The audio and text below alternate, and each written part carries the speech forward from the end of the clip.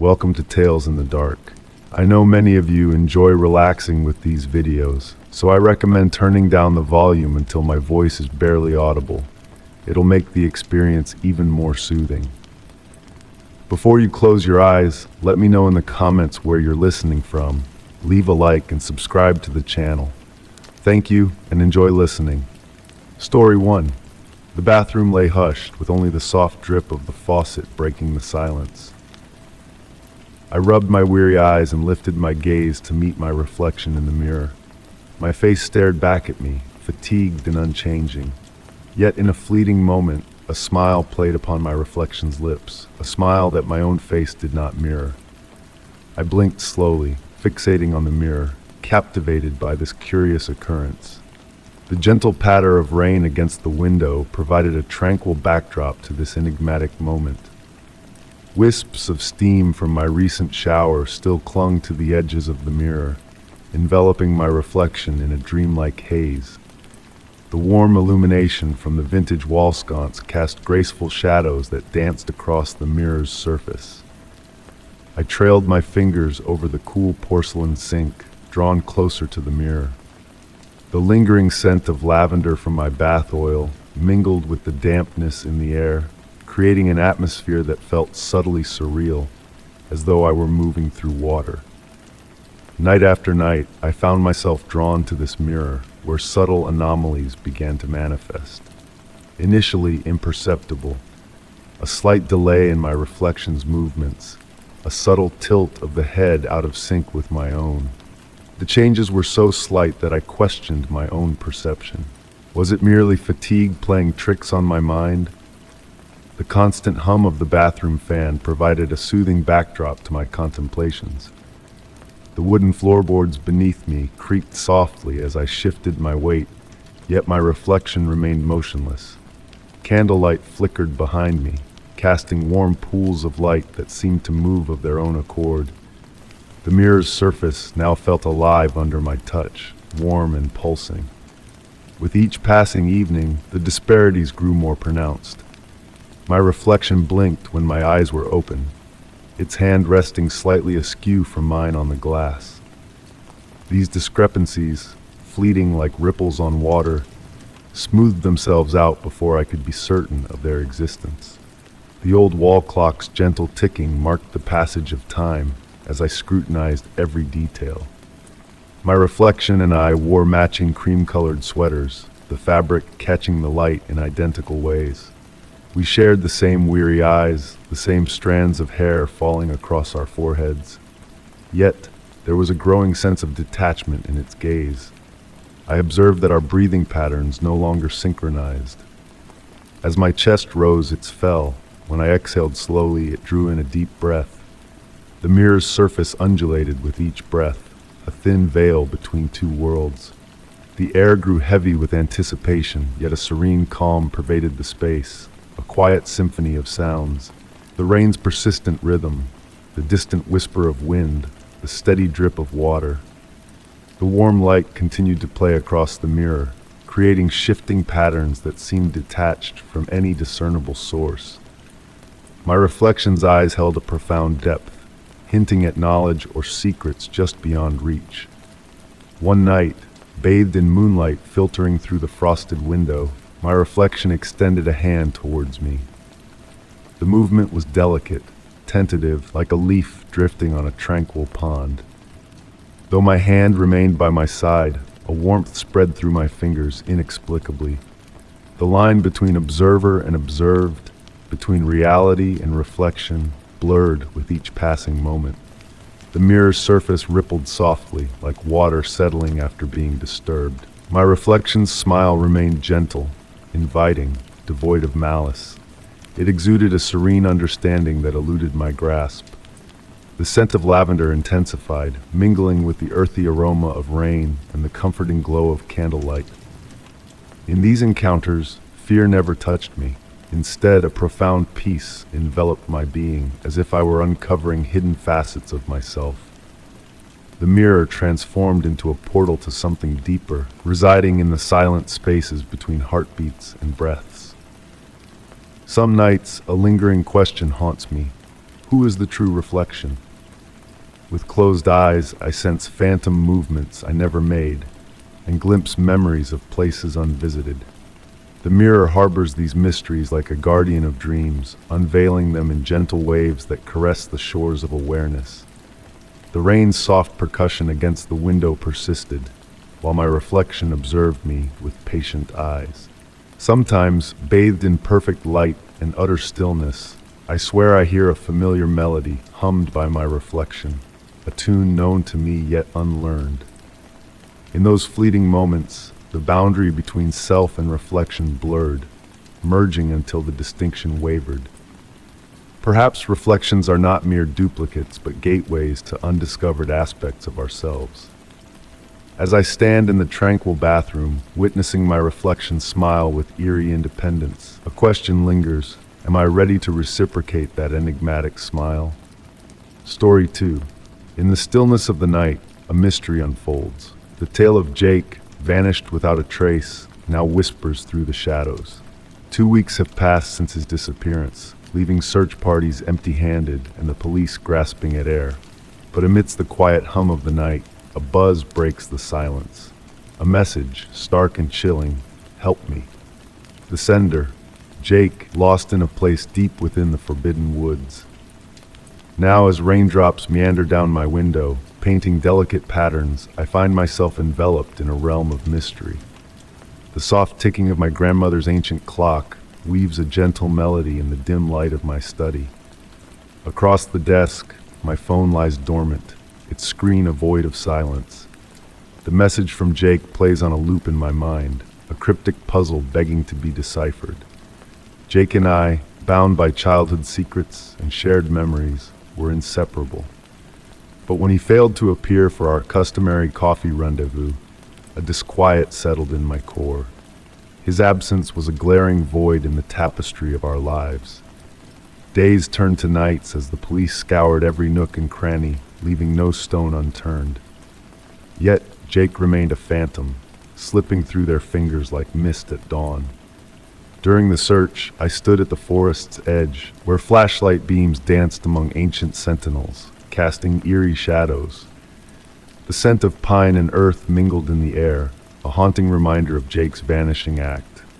And now these messages arrive in the dead of night, each one a spectral visitation from Jake's realm.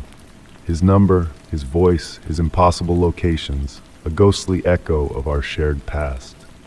I am torn between reason and the inexplicable. Is this a cruel jest, a macabre prank played by an unseen hand? Or is there a deeper truth hidden within these enigmatic missives? Memories surface in the messages, fragments of our intertwined past, like whispers from a forgotten dream. As the rain plays its soft symphony and the clock marks time's steady march, another message materializes on my screen. A soft blue glow bathes the room as the words materialize. The trees know where I am. They've always known. My fingers tremble as I hover over the keys, contemplating a response for the first time in weeks. The grandfather clock chimes, its gentle notes mingling with the wind's whispers and the distant owl's call. Memories of summers spent under the stars with Jake flood my senses, a bittersweet nostalgia. I close my eyes, surrendering to the weight of the past and the enigma of the present. Another message arrives, shifting the tides of uncertainty. Do you remember our pact under the stars, about always finding each other? The memory resurfaces, a bond forged in innocence and sealed under a celestial canopy. The threads of our shared past intertwine, weaving a tapestry of connection that defies logic. Each message, each cryptic clue, unravels a story that straddles the realms of reality and dreams. The compass, once a forgotten relic, now spins in my hand, its needle pointing towards the heart of the woods. A world beyond the veil beckons, a realm where mysteries dance in the shadows. The rain's whisper grows fainter, a lullaby of the night. Another missive appears. The compass knows, it's always known. The weight of the brass instrument in my hand is both anchor and compass, guiding me towards the unknown. Some mysteries, it seems, are meant to be felt rather than solved. As the clock strikes midnight, its chimes a somber reminder of time's passage. I brace myself for the messages yet to come, each one a piece of a puzzle that defies rationality, yet tugs at the strings of my curiosity. In this liminal space between wakefulness and slumber, between presence and absence, Jake's whispers persist.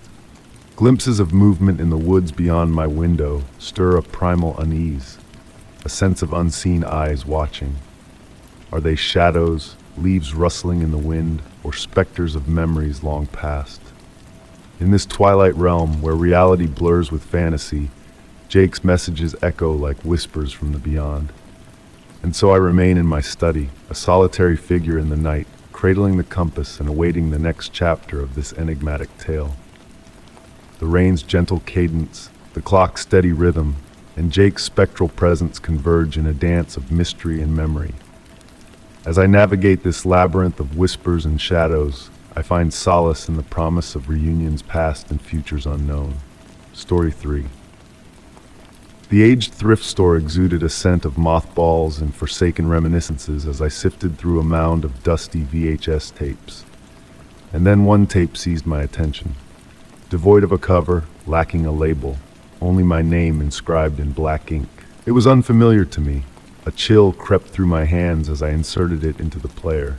Static enveloped the screen, its soft hiss blending with the gentle whir of the antiquated VCR.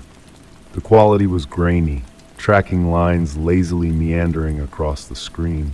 Amidst the electronic snow, shapes materialized. From the static emerged a familiar setting, a replica of my childhood bedroom, yet something felt awry. The walls painted in a hue of blue foreign to my memory, the furniture arranged in a manner both recognizable and askew. The camera moved languidly, sweeping across shelves adorned with toys I knew but couldn't quite place.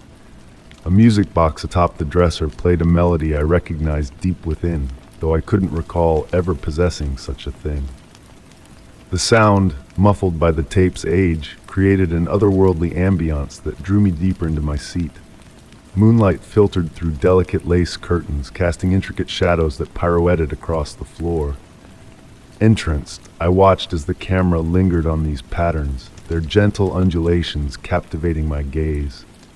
Soft, melodic laughter of a child resonated from afar, musical, soothing, oddly comforting amidst the enigma. The video preceded its unhurried exploration of the room, unveiling details that defied my recollections.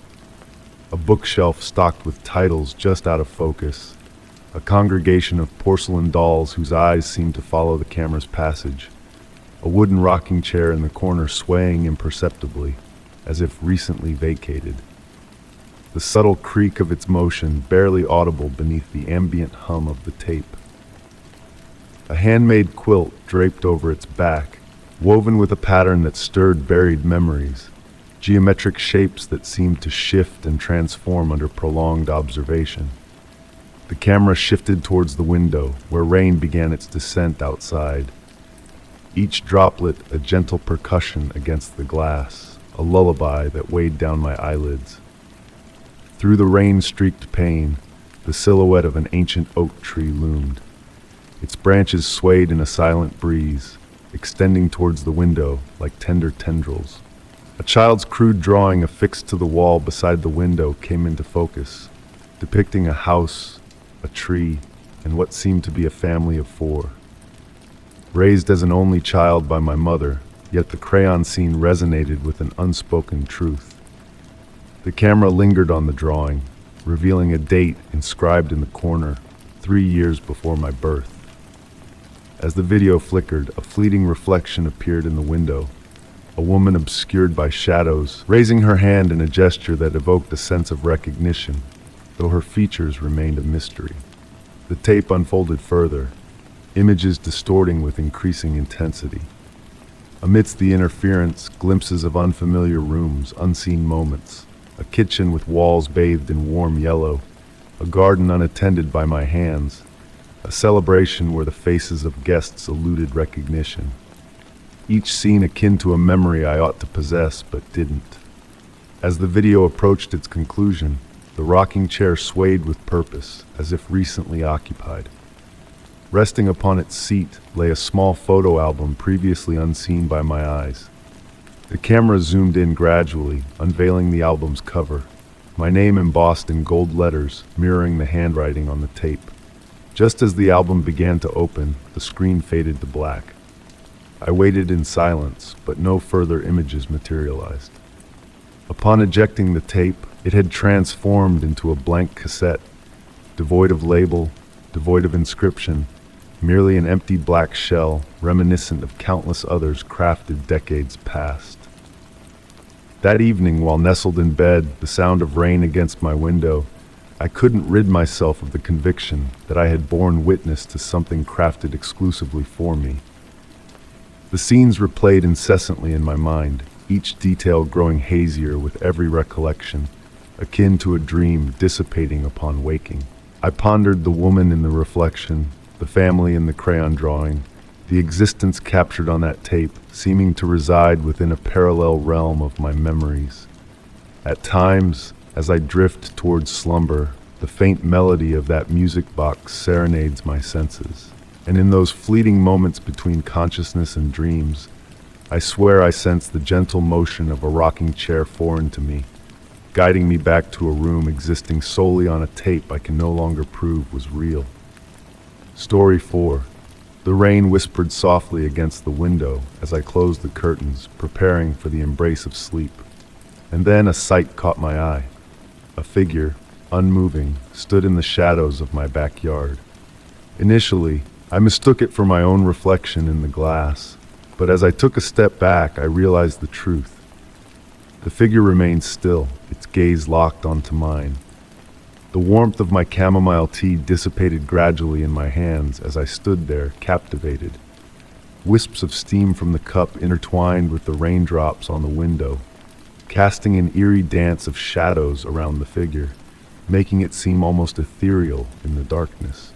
The rain's gentle murmur served as a calming backdrop to what should have been a moment of fear, yet instead, I felt a sense of curiosity bloom within me.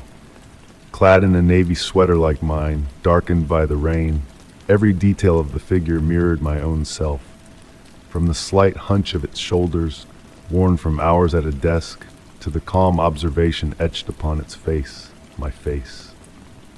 As I gazed upon it in the dim lamplight, I noticed the mirrored reflection of myself standing in silent contemplation. My breath slowed, creating small clouds on the window's surface. The old house murmured around me, settling into the night's damp embrace. A solitary clock ticked in the shadows, harmonizing with the rain's gentle cadence. Drawing nearer to the window, I observed how the wet grass reflected the soft glow from my room, encircling the figure with a halo of light at its feet.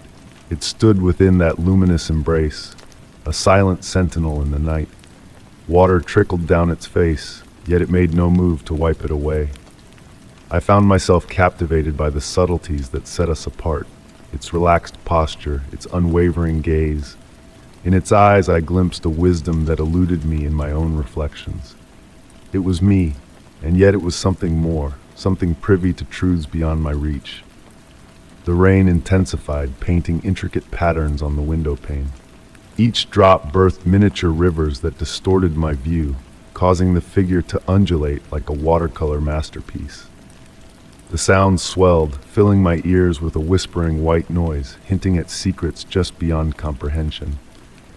Time seemed to stretch and warp, a languid dance of moments slipping away unnoticed. The cup of tea grew cold in my hands, forgotten. The figure remained unmoving, a silent witness with an eternity at its disposal. In the midst of our silent communion, a subtle shift occurred. The divide between us blurred, transforming into a connection. The window, the rain, the darkness ceased to separate us. Instead, they wove a bridge between our parallel existences. Strangely, it felt natural, a recognition beyond words. There was no fear, no urgency, only a profound sense of familiarity. It was akin to discovering a letter penned to oneself long ago, or recalling a dream forgotten upon waking. The figure's presence was an answer to questions unspoken. As the night deepened, The rain subsided, the figure's form beginning to dissolve into the darkness. It faded not with a sudden departure, but with the gentle inevitability of dawn erasing stars from the sky. When I finally drew the curtains shut, uncertainty lingered. Had the figure departed, or had it merged seamlessly with the night? My reflection in the window revealed only my visage, yet a subtle change had taken hold. A newfound awareness gleamed in my eyes, a shift in my very essence. Though I continue to sleep with the curtains closed, on rainy nights I find myself drawn to the darkness beyond. Uncertain of what I seek, another version of myself perhaps, or something beyond comprehension. Yet, I've come to realize that certain mysteries hold more value when left unexplored, some questions more profound when left unanswered. The rain's gentle rhythm persists, a lullaby of truths whispered just beyond reach. And perhaps, somewhere in the shadows, another iteration of myself listens, awaiting the perfect moment to impart wisdom gleaned from the enigmatic depths. Story 5. In our family for generations, the doll was a cherished heirloom from my grandmother. A hand-me-down that my little sister adored until last night when whispers beckoned me to her room. Entering, I anticipated to find her wide awake, yet she slumbered peacefully. The doll, however, sat upright, its glassy eyes fixed upon me. In a voice unfamiliar to my ears, it uttered my name. Standing in the doorway, bathed in the ethereal glow of moonlight filtering through sheer curtains, casting delicate shadows that waltzed across the wooden floor, the atmosphere felt subtly altered, as if weighted, akin to the anticipation before a gentle rain. Amidst the room's quietude, broken solely by the hushed creak of aged floorboards beneath my feet, my sister's rhythmic breathing provided a tranquil backdrop. The doll remained perched on the antique rocking chair beside her bed, its porcelain countenance capturing the silver moonbeams in a manner that rendered its features almost fluid. Once ordinary, its dark eyes now held a captivating depth that drew me inexplicably closer. Softly, almost as a whisper carried on a distant breeze, the voice resonated again, melodic and gentle like wind chimes in an autumnal zephyr. "I recall when you were but a child," it murmured, the words meandering through the air akin to autumn leaves adrift. Though the doll's painted lips remained immobile, the voice seemed to emanate from it, enveloping the room in forgotten memories. My heart pulsated steadily in my chest, not from fear, but from a curious sense of awe. Speaking of moments from my youth, the doll reminisced about the hidden nook behind the bookcase where I safeguarded my treasures, the lullaby my grandmother hummed on stormy nights, even the name of my imaginary confidant whom I had never divulged. Drawn nearer, I settled upon the cool wooden floor by the rocking chair, a faint waft of lavender, my grandmother's beloved scent, lingering in the air. Unveiling memories long buried, the doll's whispers unfurled distant recollections, akin to leafing through a forgotten photo album. As night deepened, its murmurs painted portraits of bygone moments, family gatherings too vague to recall clearly, conversations overhead but not comprehended, and secrets cloaked by years of maturation. Laden with the weight of time, its voice remained gentle and comforting, akin to waves caressing a distant shore. My sister shifted in her slumber, turning with a contented sigh. The doll momentarily ceased its storytelling, and together we watched her. The ensuing silence felt like a snug quilt on a wintry eve. When the doll spoke anew, its tone had shifted subtly, carrying an undertone of ancient wisdom. "Within these walls, memories linger," it breathed. Echoes of laughter, tears, whispered supplications, and midnight confidences. We safeguard these memories, preserving them akin to pressed flowers within the annals of time. Nodding in acquiescence, though the reason eluded me, the room now felt transformed, suffused with invisible recollections. The moonlight pulsed gently, casting intricate patterns reminiscent of my grandmother's lace doilies. "Your grandmother understood," the doll continued, its voice softening. "She comprehended our role as custodians of memories, Hence, she entrusted me to watch over your sister, just as I did for you and your mother before you. The revelation should have unsettled me, yet it felt oddly fitting, like unearthing the final piece of a puzzle unbeknownst in its absence. The doll's presence had been steadfast in our lives, quietly occupying corners, observing from shelves, traversing from room to room as generations unfolded. With the first blush of dawn illuminating the sky, the doll's voice dwindled. "Certain secrets are to be felt, not comprehended," it whispered, like a mother's embrace or a grandmother's laughter. Drifting into slumber on the floor, I awoke to sunlight streaming through the windows. The doll remained motionless, appearing unchanged. My sister began to rouse, and as I rose, my limbs stiff from sleeping on the floor, I caught a glimmer in the doll's glassy eyes, a flicker of acknowledgement, or perchance a play of morning light. Often now, during tranquil nights when the house settles into its familiar symphony of creaks and sighs, I find myself lingering outside my sister's chamber. Though the doll has remained silent since that night, occasionally as I pass by, I catch a faint hint of lavender and swear I hear the echo of my grandmother's lullaby, carried on the whispers of memories enshrined within these very walls. Story 6. Amidst the realm of dreams, a mysterious figure lingered, a silent watcher cloaked in shadow. Night after night, his presence loomed closer, until one fateful day he materialized in the waking world. It all began in a dream painted with the essence of autumn leaves and morning dew, where a tall, enigmatic man clad in an antiquated coat stood motionless in the twilight. His features hidden in the deepening dusk, he stood beneath a flickering street lamp, untouched by its light. Each night, the dream unfolded anew, the scenery shifting subtly like the gentle ripples on a tranquil pond. The air carried different whispers, sometimes the scent of rain, other times the fragrance of night-blooming jasmine. Though the backdrop changed, he remained a constant sentinel, observing, waiting. Gradually, I started noticing peculiar details about him. The eerie sway of his coat without a breath of wind, the disjointed dance of his shadow, the curious angle of his gaze fixed upon me. His presence bore no threat. Instead, it held a haunting familiarity, akin to a forgotten melody from childhood. Night after night, the dreams grew more vivid, evoking the rustle of leaves beneath his unmoving feet and an otherworldly shimmer enveloping him.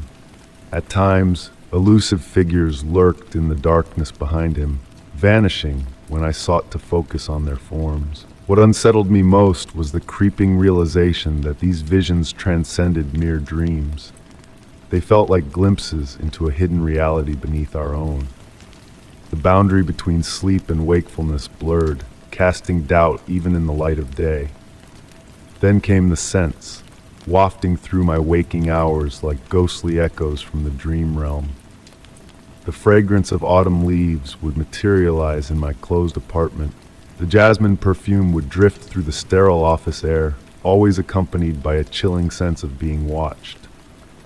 Soon the sounds followed, a whisper of fabric, the soft tread of footsteps on unseen leaves, fleeting moments that left me questioning my sanity, yet deep down I knew they were real. Yesterday marked a pivotal shift. Walking home at dusk, mundane thoughts swirling in my mind, I detected the familiar aroma of autumn leaves. Heart pounding, I looked up to find him across the street, mirroring the figure from my dreams. The same dark coat, the same enigmatic shadows enveloping him, but this time, his face was unveiled. His smile was not one of menace but of wisdom, hinting at untold secrets and mysteries beyond comprehension. His eyes held an infinite depth, reflecting stories and memories foreign yet familiar. Frozen in place, I met his gaze as the world hushed, the evening light bending around him in a surreal dance. A moment of clarity washed over me, revealing his eternal presence, always waiting for my recognition. With a subtle gesture, he acknowledged me, igniting a profound sense of belonging and understanding. The fear dissolved, replaced by a serene sense of homecoming. As he vanished, leaving behind the lingering sense of autumn and jasmine. I realized that the dream held no more dread, but a promise of revelations. Embracing the enigma, I now await the dream with a blend of anticipation and peace. Some mysteries are not meant to be unraveled, but to be embraced, allowing the ordinary to blend with the extraordinary. In the quiet of night, the universe whispers its secrets through gentle smiles. Tonight, as slumber beckons, I wonder what new realities he will unveil. In that threshold between wakefulness and dreaming, I sense his presence, watching, waiting, smiling. Story 7. In the quiet expanse of my abandoned apartment, the ancient radio hummed with static, a soft crackling that echoed through the stillness. Ignored for years, its presence lingered in the dim light, casting shadows against the walls. I hesitated, reaching out to silence it, but then a voice slipped through the static, low, tinged with familiarity. It whispered a secret known only to me. The radio perched on my grandmother's cherished side table, its wooden frame basking in the warm glow of my reading lamp. The night had been tranquil until that moment, the rain tapping gently on the window panes, a lullaby to my solitude. Wrapped in my cozy blanket, lost in a book, I was startled by the intrusion of static, disrupting the peace. Initially, I thought I had jostled the table, accidentally triggering the dormant machinery. Yet deep down, I knew that wasn't possible. The radio had fallen silent since my grandmother's passing 5 years ago. It remained a sentimental relic, a vessel of memories from countless evenings spent listening to melodies while she knitted nearby. The voice emerged, gradually piercing through the veil of static like a silhouette in mist. "I remember the butterfly," it murmured, almost imperceptible. My breath hitched. The butterfly, a shared secret between my grandmother and me. A fragile blue morpho that had alighted on my hand during her funeral, a poignant moment kept hidden. The rain persisted in its soft cadence against the glass as I sat motionless, fearing any disturbance might shatter the peculiar enchantment enveloping my abode. The voice persisted, navigating through the patches of static. "You still safeguard the origami birds in the shoebox beneath your bed." Another clandestine revelation. The paper cranes, each cradling a whispered wish, a tradition passed down by my grandmother. I guarded them from prying eyes, a sanctuary of intimate desires. The gentle pulse of my lamp's light seemed to synchronize with the static, casting dancing shadows on the radio's polished exterior. A fragrance of dried lavender and aged books wafted through the air, my grandmother's essence lingering. The room's temperature shifted, a comforting coolness reminiscent of early mornings in her garden, our sanctuary. The voice unraveled more memories, the hidden key beneath a loose brick in her garden wall, the cryptic recipe for her blackberry tea concealed in her journal, her private serenade of Moon River in moments of solitude. Each disclosure washed over me like a gentle tide, unearthing memories buried in the recesses of my consciousness. I sank deeper into my chair, fear yielding to a profound tranquility. The intervals of static transformed into a soothing white noise, akin to ocean whispers or wind rustling through trees. My grandmother's voice, undeniably hers, continued its tender narrative, each syllable heavy with shared experiences. Time seemed fluid as I listened, the rain evolving into a distant melody, harmonizing with the spectral voice. Despite my heavy eyelids, I resisted slumber, reluctant to miss a single utterance. She recounted summer afternoons in her garden, clandestine trails in the woods behind her home, unfinished tales left hanging in the air. As night descended, her voice faded, merging once more with the static's embrace. I longed to reach out, to pose the questions left unspoken, but an invisible barrier restrained me. Some enigmas, I realized, were destined to remain veiled, shrouded in mystery. The parting words resonated clearly, piercing through the fading static like moonbeams through clouds. The most profound secrets are those that remind us of our eternal companionship. And then silence enveloped the room, save for the rain's gentle patter and my subdued breaths. Since that night, the radio remained dormant, untouched. Yet on rare occasions, when the rain cascaded just so, and the lamp's glow caressed its wooden exterior, a faint whisper of static teased my ears. In those fleeting instants, I acknowledged that while some secrets are meant to be safeguarded, others find their way to be acknowledged. Story 8. As I began to notice the notes scattered throughout my home, at first I brushed them off as mere forgetfulness. A gentle reminder to buy milk here, a suggestion to lock the door there, simple tasks that seemed like something I would jot down for myself. But then, one morning, a new note awaited me on my pillow, shrouded in the soft embrace of dawn's light. Wake up. He's inside. The paper felt familiar in my fingertips, its texture telling stories of many touchings, perhaps by my own hands. The handwriting, a mirror image of my own, flowed effortlessly as if it were an extension of my being. Living alone in this ancient house, I had grown accustomed to its every creak, every whisper of wind through the weathered windows. A silent agreement existed between the house and me, a symbiosis of sorts. But recently, a subtle shift had begun to permeate the familiar air, like a painting slightly askew, unnoticed until now. The notes started appearing weeks ago, innocuous at first, blending seamlessly with my daily routine. I dismissed them as products of my tired mind, forged during late-night writing sessions that blurred the lines between reality and dreams. Day by day, the messages grew more personal, more intimate, as if penned by someone who knew the intricacies of my life. Small changes in my surroundings became apparent, books slightly rearranged, a chair still warm as though recently occupied, scents from the past drifting through the rooms. The ticking of my grandfather's clock became a constant companion as I delved into this mysterious dance with the unknown. Documenting each note in a journal, I observed a peculiar phenomenon. The handwriting, though undeniably mine, seemed to morph ever so slightly with each entry. The notes, scattered across my dining table, bore witness to a connection that transcended mere coincidence. Patterns emerged in the timing of their appearances, often in the hushed moments between night and day, when the world held its breath. The house, sensing my awakening awareness, responded in subtle ways, temperatures fluctuating, mirrors holding reflections a fraction longer.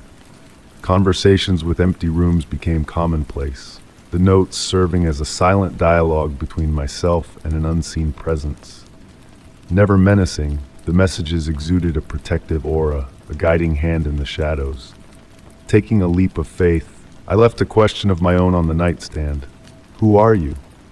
The morning unveiled a response, as expected, in that familiar script. You know who I am. You've always known. As twilight descends, elongating the shadows around me, a sense of revelation whispers through the air. The notes, the familiarity, the gentle nudges, they all converge on a truth I've been evading. With the sun's descent painting the room in hues of farewell, the house murmurs its ancient lullaby of settling wood. A new note materializes beside my hand, its presence unannounced, bearing a simple message, time to remember. And as I pen these words, the realization dawns upon me. Perhaps it's time to embrace the forgotten parts of myself, to welcome the unseen visitor that has been waiting in the shadows. Story 9. In the depths of the night, my phone stirred to life with a subtle buzz, casting an eerie glow in the darkness. An unfamiliar number blinked on the screen, beckoning me from the realm of slumber. With a drowsy mind, I murmured a tentative hello into the void. A pregnant pause hung in the air before a voice, hauntingly similar to mine, whispered through the line, "Don't venture outside." The connection abruptly severed, leaving me in a state of disquiet. From the shadows of the hallway, a faint echo of footsteps drifted towards me, halting my breath in my chest. I lay motionless in my bed, enveloped by the soft patter of rain against the window pane. The gentle radiance of my bedside lamp painted elongated silhouettes on the walls, a silent dance between light and shadow. Though the footsteps had ceased, a weighty silence descended, cloaking the room in an oppressive stillness. The cautionary words resonated within me, a warped reflection of my own voice, weathered, perhaps aged beyond its years. The crimson digits of the digital clock beside me displayed 3:17 a.m., a feeble beacon in the dimness. The ancient house groaned and settled, its wooden frame sighing in the chill night air. Familiar shapes now held an air of unfamiliarity in the dim half-light, casting a veil of uncertainty over my surroundings. Despite the darkened screen of my phone, its presence lingered in my grip, a residual warmth seeping into my palm.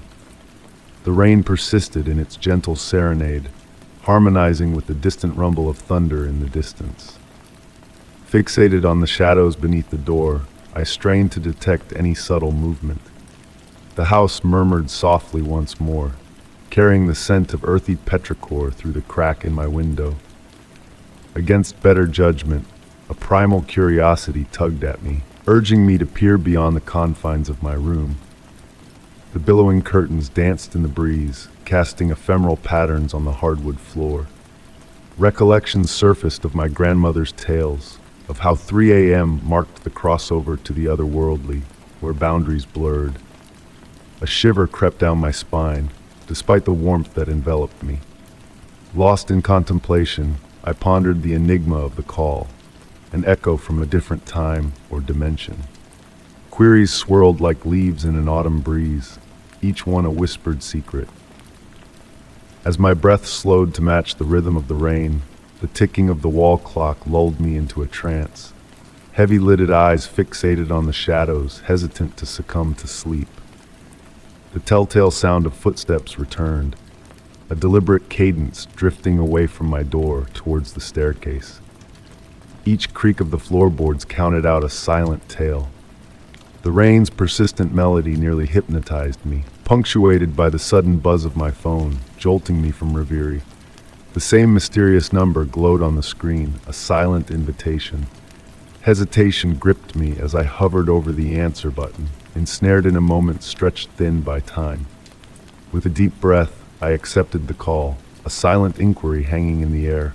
"I sense your presence," my voice intoned from the other end.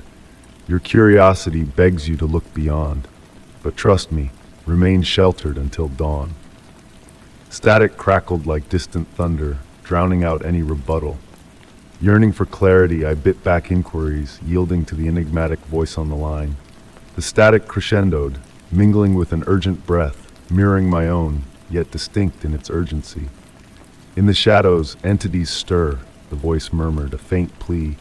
"They don guises of familiarity, beckoning the unwary into darkness." The static waned, the voice fading into obscurity. A final entreaty lingered in the silence, imploring me to heed its caution. The empty line hissed softly, a prelude to solitude. Outside, the rain persisted in its gentle descent, a soothing backdrop to the house's whispered secrets. With a sigh, I reclined against the pillows, entranced by the play of shadows above. The night's symphony enveloped me in a cocoon of tranquility, hinting at answers yet to come. Gradually, the hands of the clock ticked towards morning, leaving me to ponder the cryptic message from a voice that echoed my own. As wariness crept over me, I noted the clock's display shifting to 3:47 a.m., the numbers blurring at the edges. In that fragile threshold between wakefulness and dreams, a phantom echo of footsteps teased at the edges of perception, a mere whisper against the rain's gentle lullaby.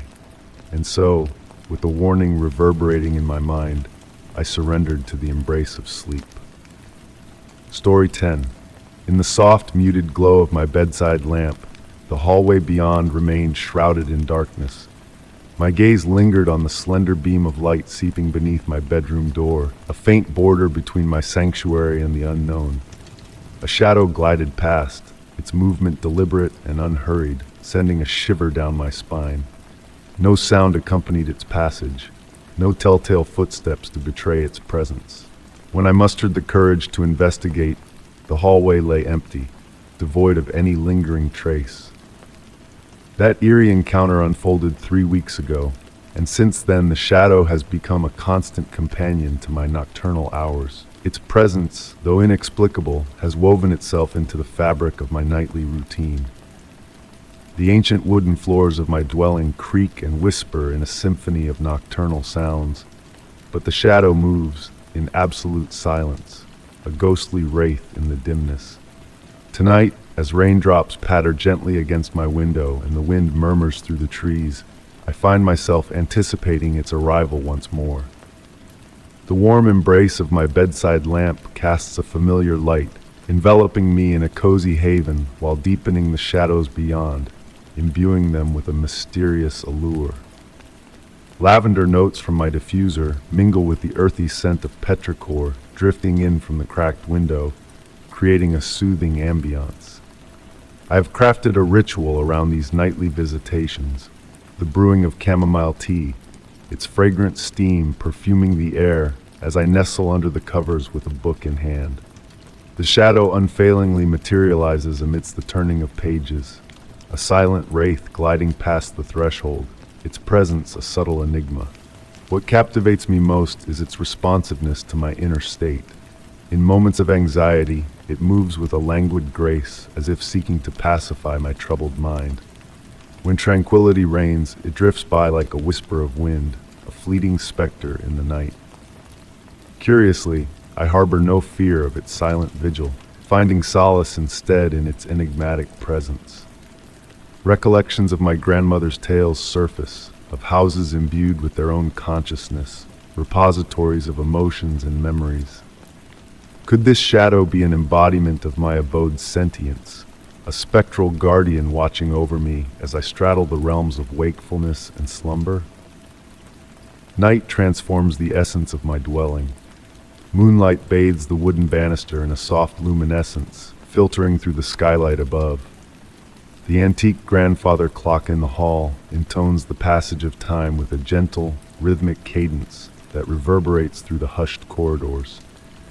The very air seems pregnant with possibility, laden with the weight of untold histories and latent secrets. Tonight, a subtle shift disrupts our customary dance. As I fixate on the slender gap beneath my door, the shadow emerges once more. Yet this time it lingers, a motionless specter in the dimness. Minutes trickle by, marked by the soft ticking of my bedside clock, while the shadow remains steadfast, as if awaiting an unspoken cue.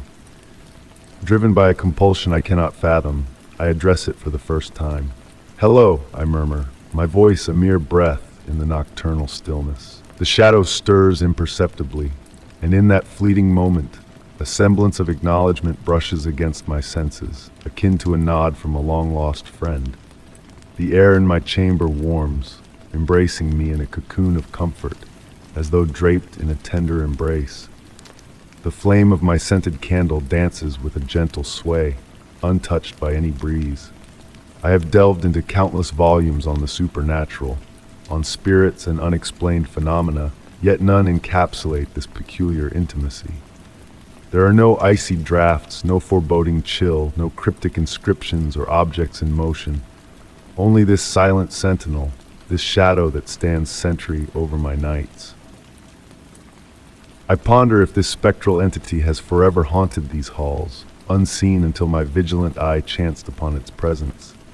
Perhaps it stood watch over the home's former occupants, a silent guardian as generations ebbed and flowed through these rooms. Maybe it has awaited this moment, yearning for acknowledgement, craving acceptance as an integral facet of the house's essence.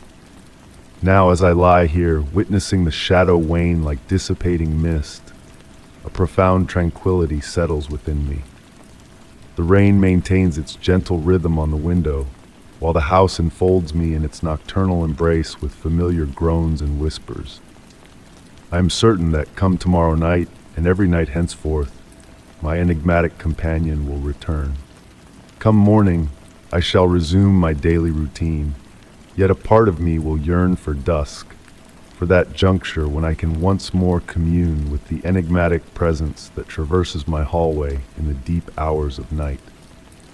I have relinquished the urge to elucidate this phenomenon to others. How does one articulate a presence that bestows comfort rather than trepidation, mystery rather than dread? The shadow has melded seamlessly into my nocturnal rituals, akin to my chamomile tea and bedtime recitations. As drowsiness tugs at the fringes of my consciousness, I fixate on the slender line of light beneath my door. The shadow glides past one final time, its motion so ethereal it verges on the imaginary. Yet, I discern the truth now. In this domicile, during the tranquil interlude between midnight and dawn, not everything demands explanation. And so, I surrender to slumber, cocooned by the serenade of nocturnal whispers that envelop my abode, secure in the knowledge that my enigmatic guardian will revisit the following eve, a silent sentinel in the profound depths of night. Story 11. The night enveloped the room in a thick, velvety darkness, broken only by the feeble glow of the street lamp filtering through the window. I shifted restlessly in bed, seeking solace in a more comfortable position, when suddenly a palpable weight settled at the foot of the mattress. It felt as though an unseen presence lingered there, unmoving yet watchful. With bated breath, I lay motionless, straining to comprehend the peculiar sensation. The weight persisted, a steadfast presence in the stillness, neither shifting nor growing stronger. It was akin to a silent observer, patiently biding its time. The old house murmured around me, its time-worn wooden frame sighing in the night's embrace. The familiar creaks and groans carried an unfamiliar weight, a significance that eluded me. Sharpening my senses, I attuned myself to the subtle nuances of the room. The air held a faint chill, atypical for the season. My cotton sheets draped heavily over me, as if reluctant to release their hold. Outside, the nocturnal symphony of rustling leaves whispered secrets that danced just beyond my comprehension. Time trickled by indistinctly, a fluid continuum where minutes melded seamlessly into hours. I lay in a state of vigilant repose, attuned to every whisper of air, every subtle stir. The street lamp cast elongated shadows that ebbed and flowed in rhythm with the swaying branches outside. My heartbeat thrummed steadily, not in terror, but in a primal communion with the night. Gradually, my eyes adjusted to the dimness, unveiling shapes from the obscurity. The familiar contours of furniture, the gentle drape of curtains, and a deeper shadow at the foot of the bed. It lingered, a silent sentinel, neither menacing nor benevolent. It merely existed, a quiet companion in the nocturnal hush. Curiously calm, I transcended the initial shock, embracing a nameless emotion that hovered on the periphery of recognition. The presence exuded a neutrality, neither foreboding nor comforting. It shared this tranquil interlude, a silent witness to the nocturnal realm. Memories of my grandmother's tales resurfaced, of night visitors who observed without malice, their presence a testament to the passage of time. The gentle tick-tock of the bedside clock delineated the hours, each second a gentle reminder of the ceaseless march of time. A passing car momentarily flooded the room with light, revealing only ordinary shadows. Yet the weight persisted, an immutable anchor in the shifting shadows. Subtle metamorphoses unfolded in the room. The air acquired a metallic tang, reminiscent of a storm's aftermath. Shadows deepened, extending into uncharted spaces. The silence between the house's murmurs grew pregnant with meaning, as if the night itself listened intently. Pensive, my mind wandered through countless nights spent in this room, traversing dreams, tears, and midnight reveries. Had this presence lurked unnoticed before, bearing witness to my joys and sorrows, my innermost musings? Instead of unease, a sense of kinship blossomed within me, a silent understanding with the unseen observer. As the first blush of dawn softened the darkness, a subtle shift permeated the room. The weight at the foot of the bed ebbed, dissolving like mist under the gentle caress of morning light. I dared not glance directly at the vacated space, for some things are felt rather than seen, remembered rather than scrutinized. Rising from the bed, the room appeared unchanged, bathed in the ethereal glow of daybreak. The indentation in the mattress, where the weight had rested, lay undisturbed. Yet a transformation had transpired. The room exuded an altered essence, expanded to accommodate newfound possibilities, unexplored horizons. Each night, as I succumb to sleep, a heightened awareness envelops me. I discern the nuances of darkness, the cadence of silence, the weight of shadows, and sometimes in the depths of night, I sense that gentle depression at the foot of my bed once more. No longer gripped by fear, I welcome its presence, attuning my ears to the nocturnal murmurs, pondering the stories my unseen guest has come to witness. Story 12. The ancient house lingered at the edge of the quiet street, its time-worn facade blending into the shadows, windows veiled by a layer of neglect. It had been years since my last visit, a distant chapter in my past. Yet, as I strolled by, an unseen force compelled me to halt. A silhouette stood in the upper window, a silent sentinel in the abandoned abode. The air carried the essence of autumn, mingling the scent of damp leaves with a hint of wood smoke from a far-off hearth. It enveloped me like a cherished memory from my childhood, wrapping me in a cocoon of familiarity. The breeze rustled through the tall grass, creating undulating patterns reminiscent of the endless hours I spent gazing out of my bedroom window. That same window now revealed a subtle movement, beckoning me closer with a whisper of nostalgia and intrigue. Each footfall on the gravel path echoed softly, stirring the earthy aroma of rain-soaked soil with every step.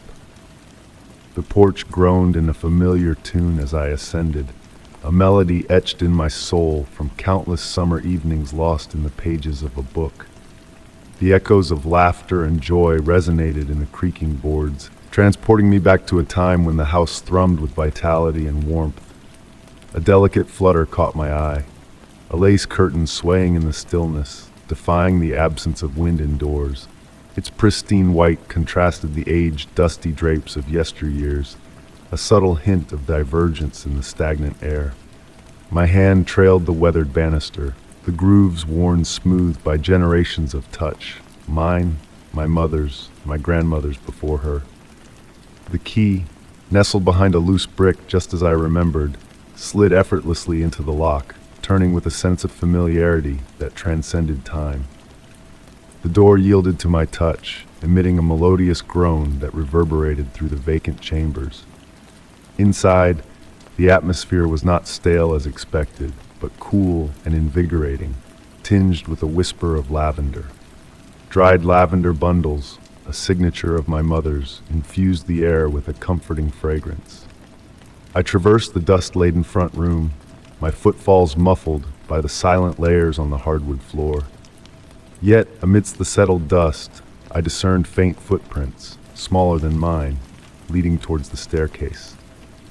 The afternoon sun filtered through the windows, casting elongated shadows that danced along the walls in a silent waltz.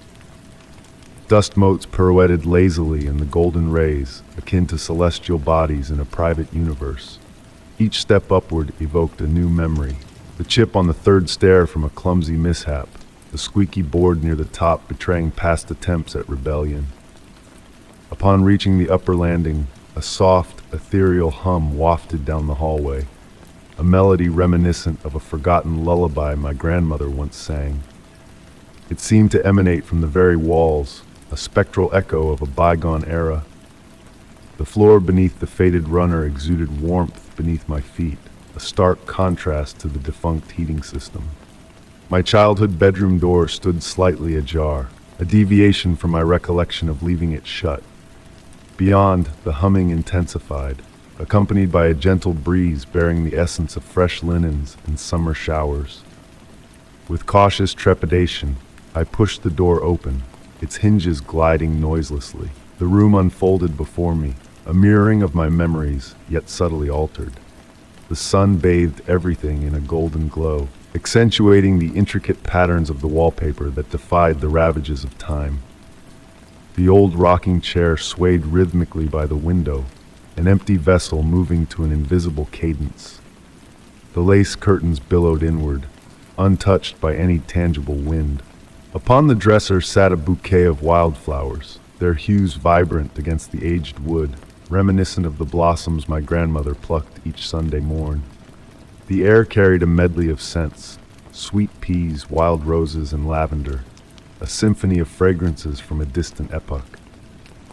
Approaching the window with a sense of certainty, an inexplicable pull drew my gaze outward. The glass, unclouded unlike the rest, framed a verdant garden that bloomed with vitality, a stark contrast to its previous desolation. In the reflective pane, a flicker of movement caught my eye. A figure, draped in a flowing dress with silver hair coiled in a neat bun, an uncanny resemblance to my grandmother. Yet when I turned, the room remained vacant, the rocking chair swaying in its solitary dance.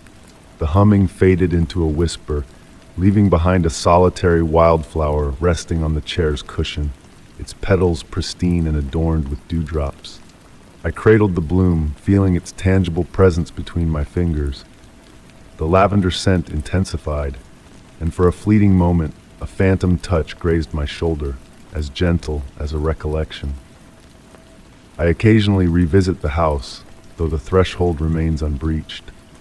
Yet, on tranquil evenings, when the sunlight bathes the windows in a golden hue, I glimpse the curtains stir.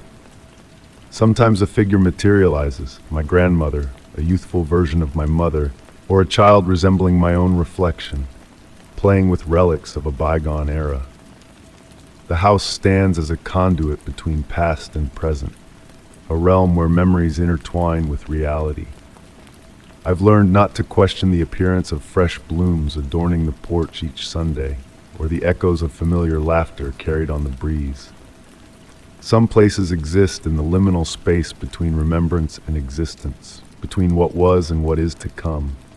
And sometimes, if fortune smiles upon us, they grant us passage, if only for a fleeting moment. Ultimately, I realized that the figure in the window wasn't observing but awaiting me, safeguarding the memories I believed lost to time. Though the house may be vacant, its essence lingers, a testament to the enduring bond between past and present. Story 13. The gentle evening breeze whispered through the air, carrying the delicate fragrance of night-blooming flowers from the garden. Nestled in my cherished armchair, I found myself entranced by the shadows pirouetting on the walls of the living room, cast by the flickering candlelight. Beside me rested my trusty old Polaroid camera, a treasured heirloom from my grandmother. Though it had collected dust from disuse, a mysterious urge stirred within me to pick it up on this particular night. As I cradled the familiar weight of the camera in my hands, bathed in the soft glow of the room, a sense of nostalgia enveloped me. My fingers instinctively found their way to the shutter button, a motion ingrained through countless snapshots of the past. Without deliberation, I aimed the lens towards the shadowed corner and clicked. The sudden flash pierced the darkness, followed by the comforting whir of the photograph developing slowly. A peculiar sight greeted me as the image materialized. A vague, ethereal figure lingered in the corner I had captured, its form hazy and transient, resembling a wisp of smoke assuming a ghostly shape. Although my initial impulse was to gaze towards the corner, I found emptiness where the figure should have been. Intrigued by this spectral presence, I snapped another photo in the same direction. In the subsequent image, the figure had transformed, now more defined and seemingly drawing closer to the lens. A semblance of a face emerged, its features obscured and enigmatic. A subtle tremor of curiosity, rather than fear, coursed through me. Compelled by an unseen force, I continued to capture frame after frame, each revealing the figure's gradual progression towards clarity. With each click, the figure seemed to solidify, using the photographs as a conduit to our world. Its blurred form began to take shape, hinting at a bygone era with a silhouette reminiscent of the 1940s. The room descended into a profound silence, thick with an unseen presence that I could sense but not see. The air grew heavy, the candle flame flickering without a breath of wind. In a trance-like state, I persisted in documenting this enigmatic encounter. In the final photo of the evening, the figure loomed so near that it almost engulfed the entire frame. A gentle smile graced the woman's face, her eyes appearing to meet mine through the glossy surface of the Polaroid. A profound familiarity washed over me, stirring dormant memories from my youth. As I rose to retrieve an old photo album, my hands trembled imperceptibly. Leafing through the yellowed pages, I uncovered a portrait of my grandmother in her youth, captured by the very same Polaroid. The mirrored smile from that aged photograph resonated with the one I had just immortalized. Carefully arranging the photos in chronological order on the table, a silent narrative unfolded before me, a bridge spanning two realms, forged by the lens of an antiquated camera. I never dared to replicate that inexplicable communion, and the Polaroid found its place back on the shelf. Yet, on tranquil evenings suffused with the golden hues of dusk, I revisit those photographs. At times, the smile in the images seems to shift ever so slightly, as if my grandmother endeavors to convey a message. In those fleeting moments, the boundary between recollections and reality blurs, akin to the delicate veil of a freshly developed Polaroid. Story 14. The tempest outside rattled the windows with thunder rumbling in the distance. I nestled beneath a cozy blanket, attempting to immerse myself in a book, when a sudden burst of static pierced the room. My ancient radio had sprung to life on its own accord. The dial spun leisurely, halting between frequencies. A faint voice murmured through the crackling static, barely audible. Initially, I paid it no mind. It was common for old gadgets to act erratically during storms. The soft white noise intertwined with the gentle patter of rain on the window panes, creating an almost hypnotic ambience.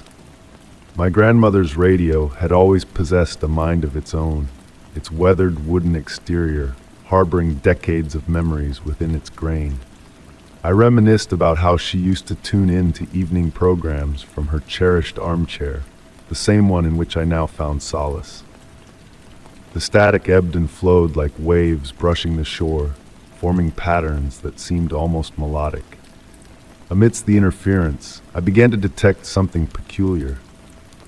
The whispers grew clearer, not quite forming words, but carrying a cadence reminiscent of my grandmother's beloved songs. The wooden casing of the radio exuded warmth, despite being unplugged for years. The rain continued its gentle drumming as I inched closer, captivated by the familiar rhythm. The fragrance of my grandmother's lavender perfume wafted through the air, a scent I hadn't encountered since her passing 5 years ago. The static shifted once more, and I could have sworn I heard her humming, the same lullaby she would sing to me during thunderstorms when I struggled to sleep. The room now felt different, cozier somehow, despite the autumn chill lingering outside.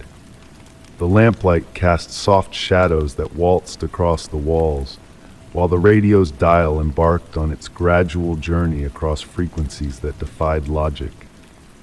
Each number it traversed momentarily illuminated, producing a gentle light spectacle that danced off the polished surface of the side table. I found myself swaying slightly to the enigmatic rhythm concealed within the static, memories rising like autumn leaves caught in a breeze. The voice within the radio grew more defined, though never quite clear enough to decipher words. It conveyed emotions rather than language, solace, yearning, love, all interwoven in the void between stations. Time appeared to flow differently as I sat there, enveloped in my blanket, enchanted by the impossible transmission. The storm outside faded into a faint murmur, as if nature itself sought to eavesdrop on the mysterious broadcast. The radio's glow pulsed softly, syncing with the cadence of my breath, enveloping me in an overwhelming sense of tranquility. Hours might have slipped by, or perhaps only minutes. The static began to wane, like a receding tide. The whispers grew fainter, yet the warmth lingered. As the radio's light dimmed, a revelation struck me. A solitary dried lavender sprig perched atop it, a fragrance subtle yet unmistakable, mingling with the lingering scent of ozone from the storm. The radio fell silent, but the dial remained paused between frequencies, indicating a wavelength that defied existence. I never attempted to power it on again, aware that certain transmissions are not meant to be replicated. Sometimes, on stormy nights, I sit in my grandmother's chair, listening to the rain, recalling the evening when the radio sprang to life on its own and played a station from beyond. The lavender sprig perpetually adorns the radio, never withering, never fading. And occasionally, when the house is shrouded in silence, I catch the faintest hint of static, a whispered greeting from somewhere amidst the frequencies, reminding me that not all stations are meant for everyone's ears to hear. Story 15. The aged farmhouse exuded a unique fragrance, a blend of musty dust and ancient wood. Sunlight bathed the interior, casting elongated shadows over the weathered stone floors. Amidst the task of rearranging furniture, a peculiar sight caught my eye. A faint draft of air and a slim crack, akin to the outline of a concealed door. Running my hand along the wall, I detected a subtle variance in texture. The faded wallpaper, worn with time, revealed a nearly imperceptible seam. The house had always communicated with me in its silent language. The gentle groans of floorboards, the delicate tap of branches against windows. Yet this felt distinct. It felt like an unspoken invitation. As twilight descended and a warm amber hue enveloped the house, my steps gravitated back to that enigmatic wall. The shifting light unveiled a hidden detail, a discrepancy in the wallpaper design, forming a precise rectangle about 7 feet tall. With a steady heartbeat, I pressed against various points, recalling tales of concealed mechanisms and covert passages. Initially, a soft click pierced the air, followed by the subtle give of the wall beneath my touch. A chill breeze grazed my skin as the concealed door glided open, revealing darkness within. The ancient hinges moved noiselessly, as though anticipating this moment. Retrieving my flashlight, its soft glow illuminated the narrow corridor ahead, its walls cloaked in dark wooden panels that seemed to swallow the light. A peculiar sweetness lingered in the air, reminiscent of dried flowers and aged paper. Each step resonated with caution as I traversed the solid, aged wooden floor. The corridor extended about 20 feet before leading into a room that halted me in awe. Though not expansive, it exuded a profound sense of vastness in its tranquility. Dust particles danced in the flashlight beam, and the walls boasted built-in shelves. Yet, it was the letters that captivated me. Numerous envelopes meticulously arranged on a quaint writing desk at the room's center. Unopened, their yellowed paper bore elegant handwriting addressed to unfamiliar names. Adjacent lay an antiquated fountain pen, its tarnished silver nib still exquisitely crafted, and an inkwell long dried up. The scene seemed frozen in time, as if the last visitor had momentarily stepped away, intending to return. An aged armchair stood in one corner, its faded fabric retaining a hint of richness, beside a small table hosting a brass reading lamp. Everything was veiled in a fine layer of dust, softening edges and muting colors, lending an ethereal ambiance to the space. The room felt less like a hidden chamber and more like a meticulously preserved memory. Nestled in the armchair, I felt its gentle embrace. The air was tranquil, not stagnant. The room seemed to pulse with a life of its own. Details gradually unfolded, faded photographs in simple frames on the walls, a pair of neatly folded reading glasses on a shelf, a half-empty cup of tea with a delicate ring at its base, the liquid long evaporated. Time appeared to flow uniquely within this realm. The usual house sounds felt distant and muffled, replaced by a profound silence brimming with enigmatic secrets. I pondered about the individual who curated this haven, who had sat in this very chair penning letters never dispatched. As night descended, the urge to depart tugged at me, yet something tethered me to the room. It held a tale within its confines, a tale reluctant to unveil all its mysteries at once. In the flashlight's glow, a previously unnoticed item captured my attention. A soft leather-bound book nestled amidst larger volumes on a shelf. Struggling to recall its initial placement, my memory faltered. I frequent the room now, occasionally lingering for hours in the weathered armchair. The letters remain untouched. It feels intrusive to breach their solitude. Occasionally, under the perfect light, elusive words seem to shimmer through the envelopes, only to morph and elude my gaze. The room has evolved into my sanctuary, a realm where time ebbs like honey and enigmas do not clamor for resolution. Yet, there lingers an enigma I have not yet deciphered. Upon each return, minute alterations manifest. A book slightly askew, the reading glasses shifted to a new location, the dust pattern on the desk subtly rearranged. I convince myself it's mere fancy, that memories are fickle entities. However, in moments of quiet contemplation in that armchair, a faint scratching of pen on paper teases my ears, so faint it could be the house settling, or perhaps something more. Story 16.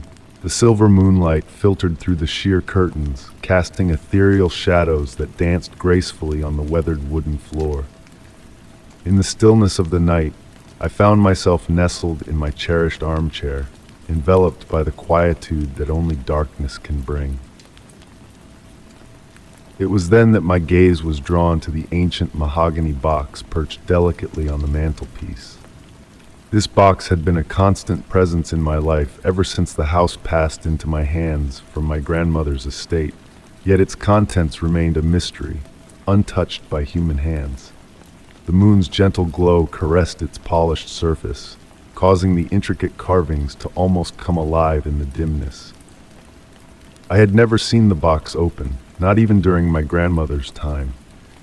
It simply existed as a silent observer, blending into the background like an overlooked piece of art.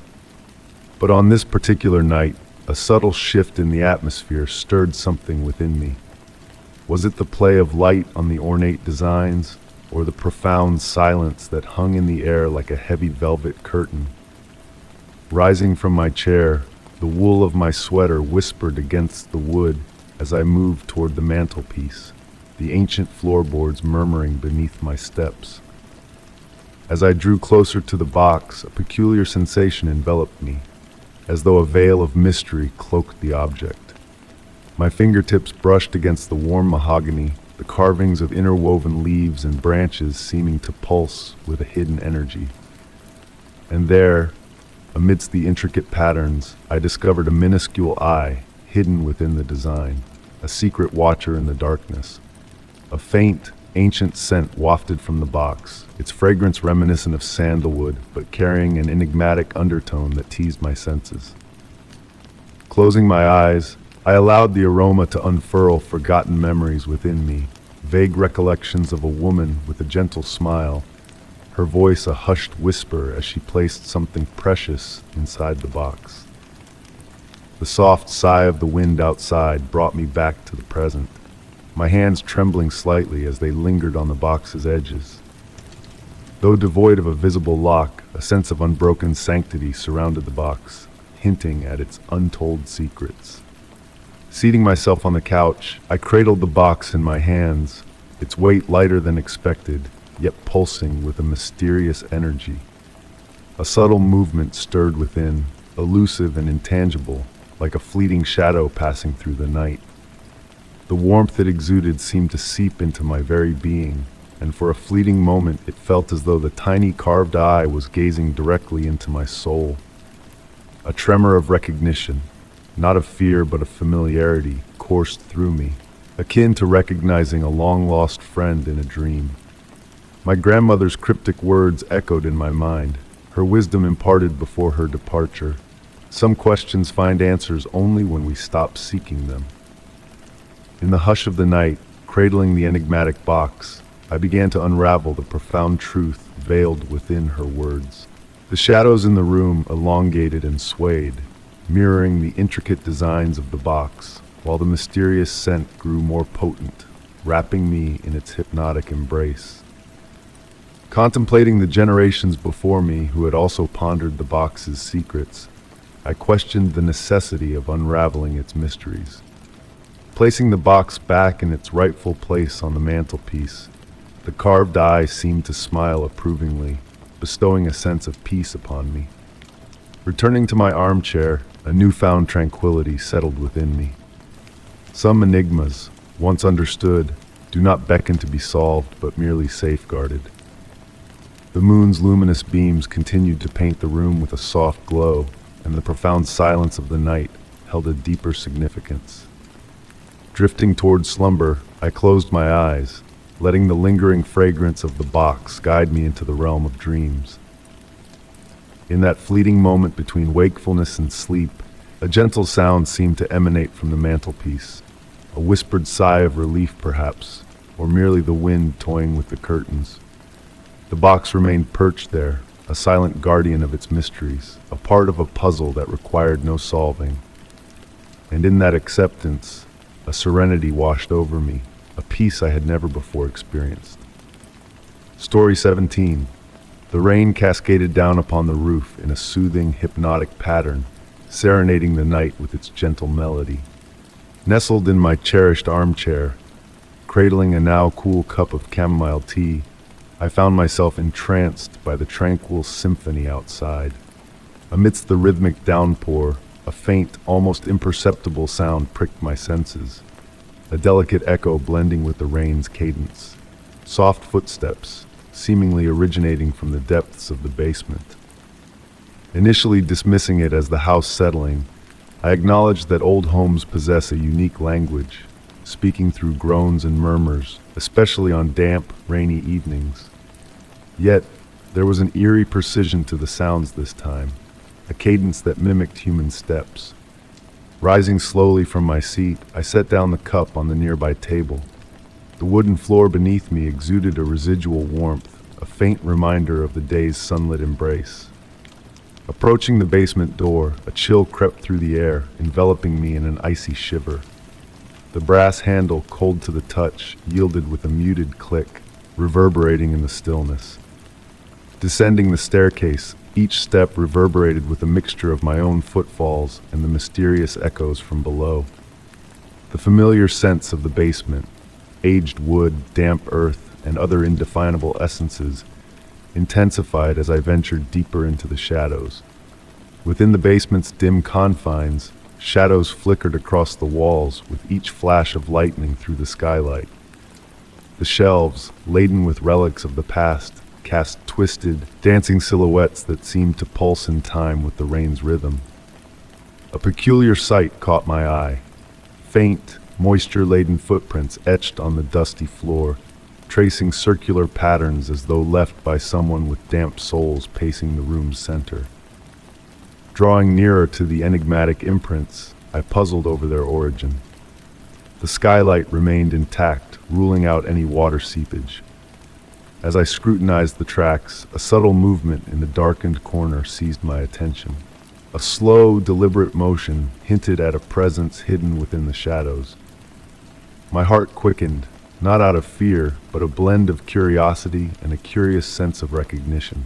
Approaching the shadowed recess, the air grew colder, the phantom footsteps echoing around me from all directions.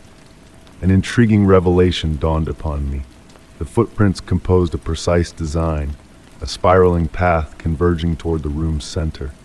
The freshest prints, nearest the core, gleamed with moisture as though freshly made. Time seemed to halt as I observed those vanishing traces, dissolving into the basement's frosty atmosphere. The phantom footsteps faded into the background noise of the rain, merging seamlessly with the night's symphony. Ascending the stairs once more, a profound tranquility enveloped me, as if I had glimpsed an ancient, enigmatic ritual echoing through the house's depths for eons.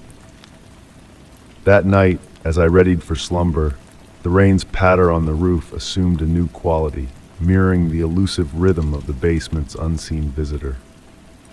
Drifting into sleep, I pondered whether the footsteps would return, and if I would find the courage to unravel the mystery lurking beneath the dust-laden floor.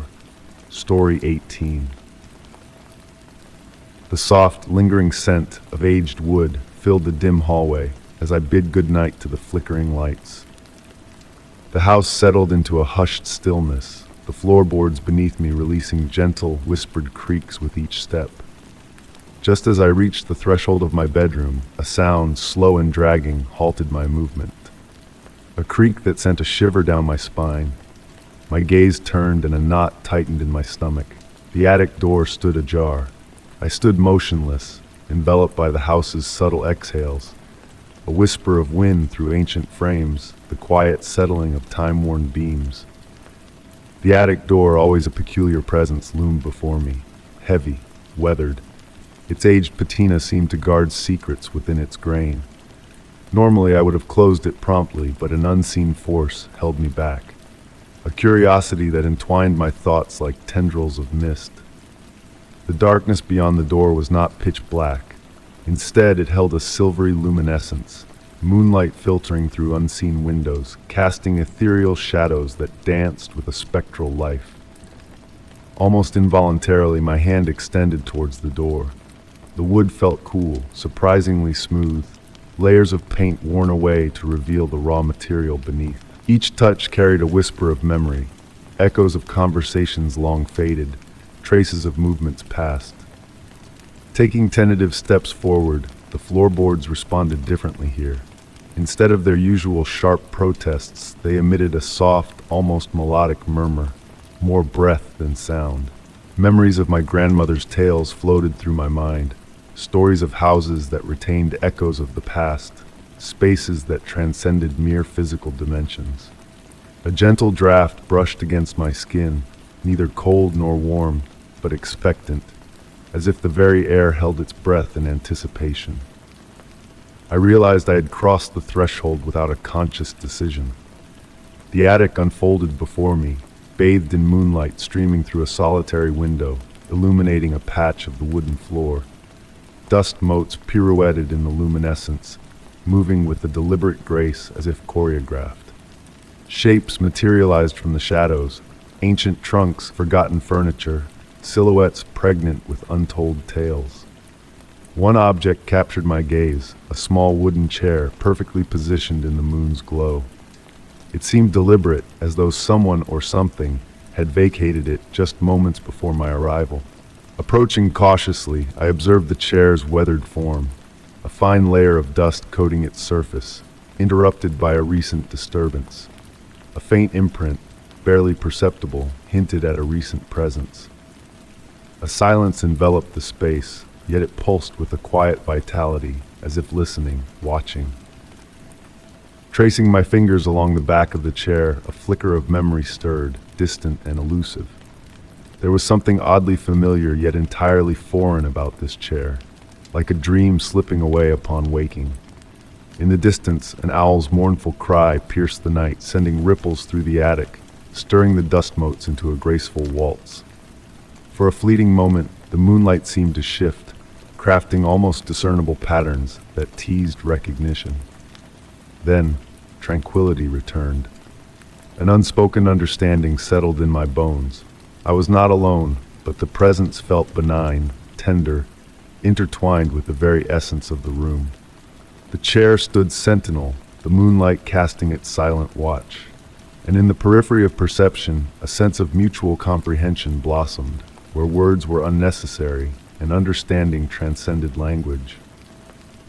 Some enigmas, I realized, were not meant to be unraveled, but embraced, felt, etched into the recesses of consciousness where reality and fantasy meld into an enigmatic tapestry. I remained rooted in place, breathing in harmony with the room, a thread woven into its narrative. Story 19. The night was still, wrapped in the gentle hum of the refrigerator and the occasional sigh of the settling wood.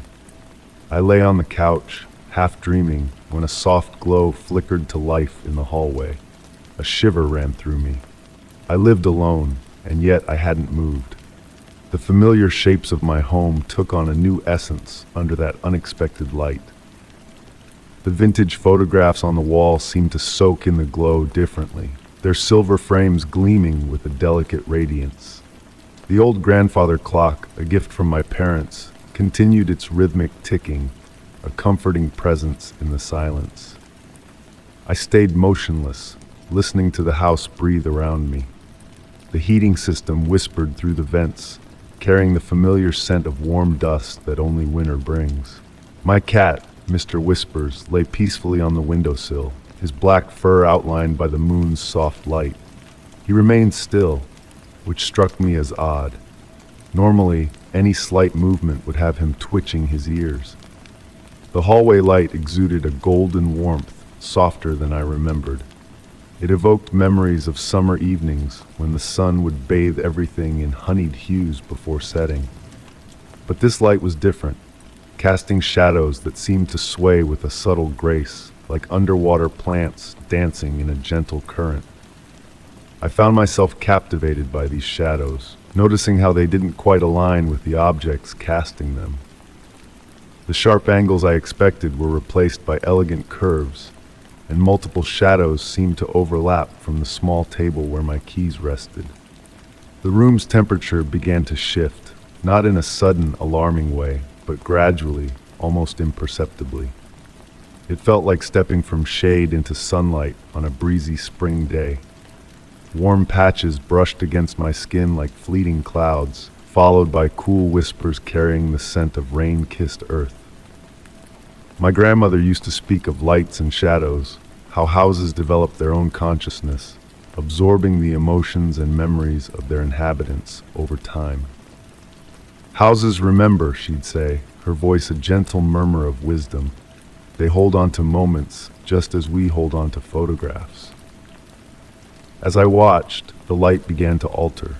It pulsed softly, like a heartbeat, so slow that I had to be perfectly still to perceive it. With each pulse, glimpses of something flickered in the hallway mirror, something familiar yet strange. The family photographs on the walls seemed to capture different scenes, faces turned or smiling when I knew they hadn't before.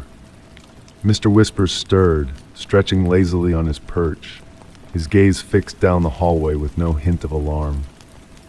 His tail curled contentedly as he observed something beyond my sight. The purr of his contentment mingled with the grandfather clock's steady beat. I noticed a rhythm in the lights pulsing, matching the cadence of my breath, or perhaps my breath aligning with it unconsciously. The warm currents continued their gentle dance around me, now carrying a hint of vanilla and old books, my grandmother's signature fragrance. The light began to dim, not abruptly, but like the soft fading of afternoon sun through drawn curtains. As it ebbed away, the shadows it left behind retained their fluidity for a fleeting moment longer, reaching out towards me with a gentle curiosity, like cats extending their paws in tentative approach. When darkness reclaimed the hallway, it felt different. The house enveloped me like a warm embrace, and I realized I felt no fear. The grandfather clock chimed softly, marking the hour, and Mr. Whispers hopped down to nestle beside me. His purring continued, a soothing lullaby in the quiet night. In the days that followed, I often pondered that night.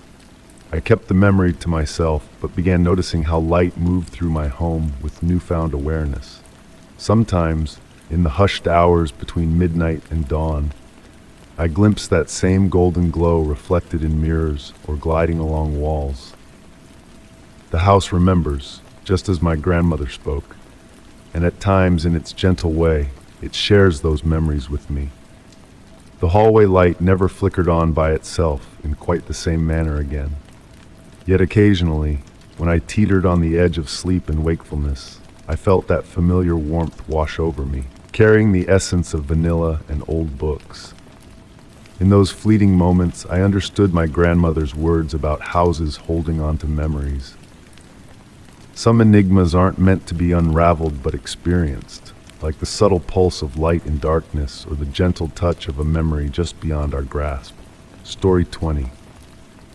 The cafe exuded a hushed ambiance, filled with soft murmurs and the comforting whir of the espresso machine. My fingers absent-mindedly swiped through the photos on my phone until a peculiar image halted my scrolling. It was a snapshot of my bedroom, a perspective I couldn't recall capturing. The picture revealed a close-up view taken from the foot of my bed, shrouded in the tranquility of the night before. The delicate scent of freshly ground coffee beans wafted around me as I examined the photograph with intrigue. My room bathed in the gentle radiance of the bedside lamp, casting a warm glow over the serene scene. The pale blue walls embraced the shadows lovingly, while my pristine white sheets lay meticulously arranged, their corners crisply tucked in. The wooden floor glistened subtly, bearing the remnants of raindrops that had tiptoed in through the slightly ajar window, leaving tiny droplets on the sill as silent witnesses.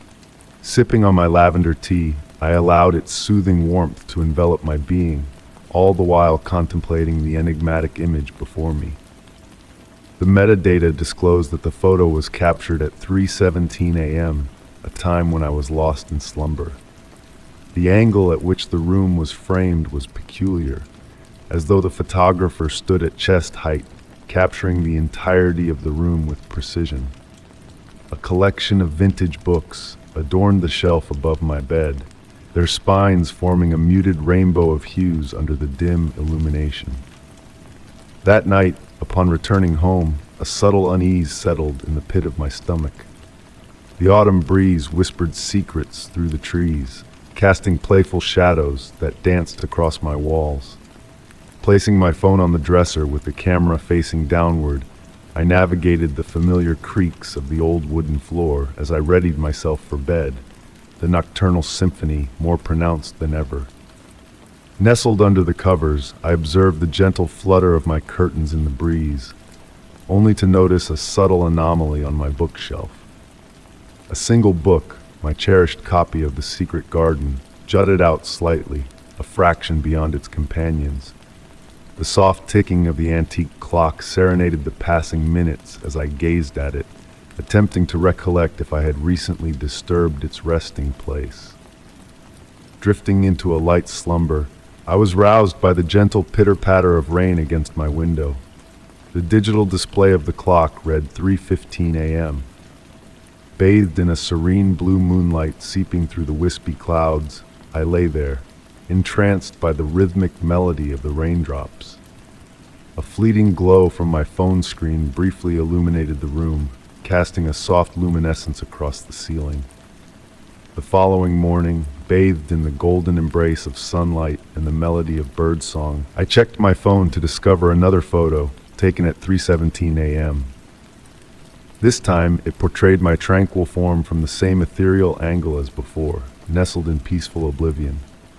However, what seized my attention was the presence of the secret garden lying open on the bedside table, its pages gently tousled as if recently perused. Days melded into nights, each dawn unveiling a new photo precisely at 3:17 a.m.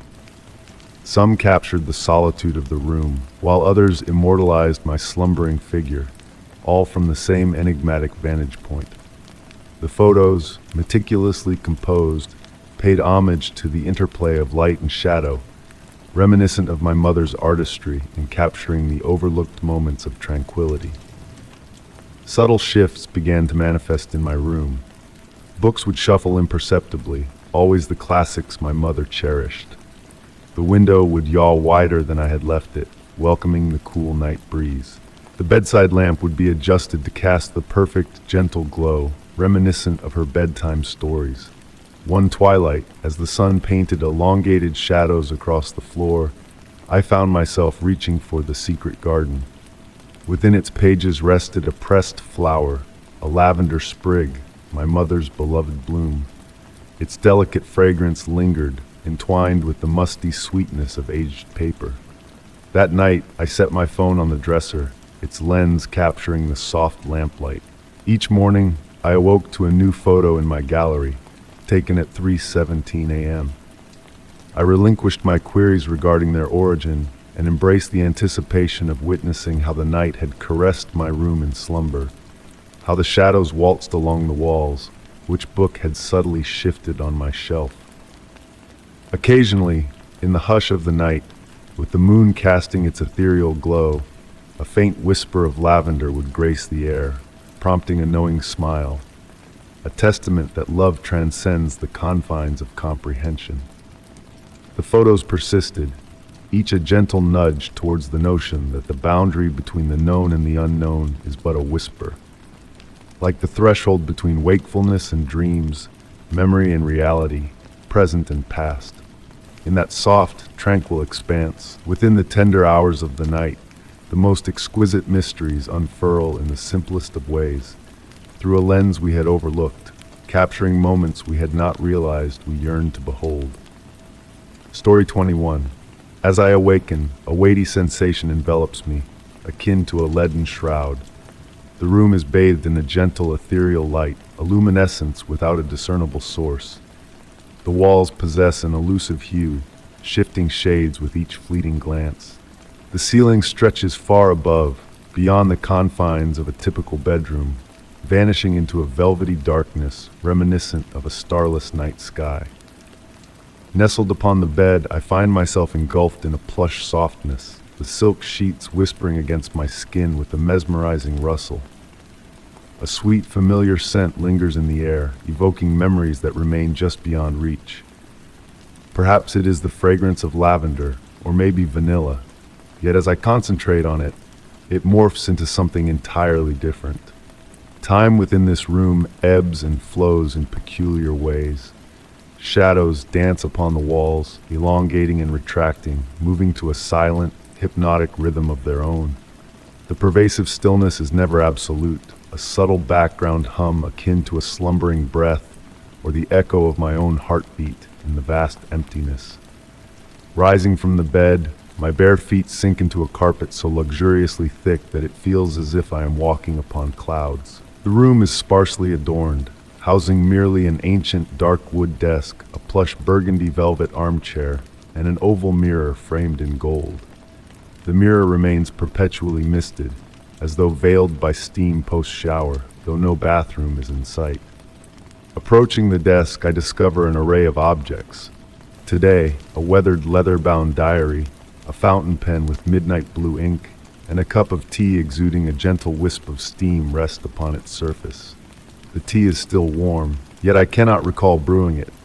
The diary's pages lay bare, yet beneath my touch I sense faint impressions of words as if written in invisible ink. The inviting armchair beckons me, and I comply. The velvet upholstery radiates warmth as if recently vacated. From this vantage point, a peculiar anomaly catches my eye. The wall before me appears to pulsate faintly, akin to the rhythmic rise and fall of slumbering breath. Intrigued, I rise to investigate further, but upon closer inspection the wall stands resolute and motionless. As always, I seek a door. I know it must exist, concealed somewhere within these walls. My hands trace along the surface, exploring every minute irregularity, every subtle crevice. At times, I believe to have found the outline of a handle, only for it to dissipate like morning mist upon my grasp. The misted mirror captivates my attention. Through its obscured veil, my reflection gazes back at me. Yet there is a subtle strangeness to the image. Movements appear slightly delayed, as if my mirrored self hesitates before mimicking my actions. Occasionally, amidst fleeting moments of clarity, I perceive another presence peering back at me through the glass. Time meanders unpredictably. The light fluctuates in intensity, adhering to a rhythm divorced from the constraints of day or night. Seated in the armchair, I peruse the diary, moments slipping away imperceptibly as shadows shift across the room as though hours have passed. Reclining upon the bed once more, I gaze upward at the seemingly boundless expanse of the ceiling.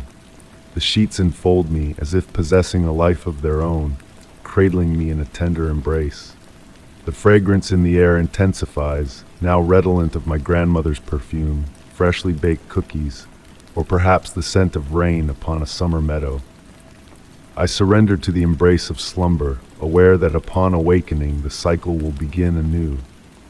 The room ensnares me in its ethereal grasp, within the nebulous realm between dream and reality, where time twists upon itself like a Mobius strip. Uncertain if I am dreaming the room, or if the room dreams me, I ponder if escape is possible, or if perhaps deep down I harbor no desire to seek it.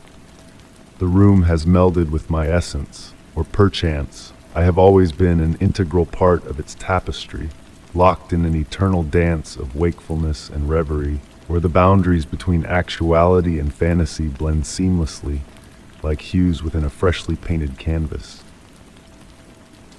Story 22 night had draped the ancient countryside house in a cloak of profound serenity.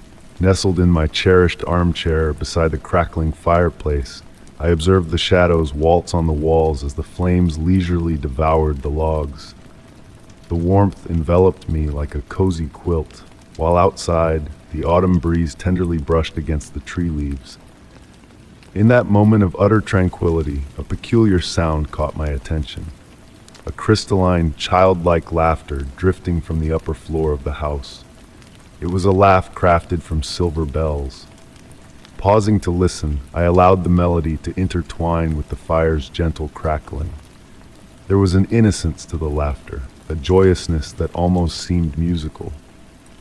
Yet I had dwelled alone in this dwelling for over 2 decades, never welcoming children within its walls.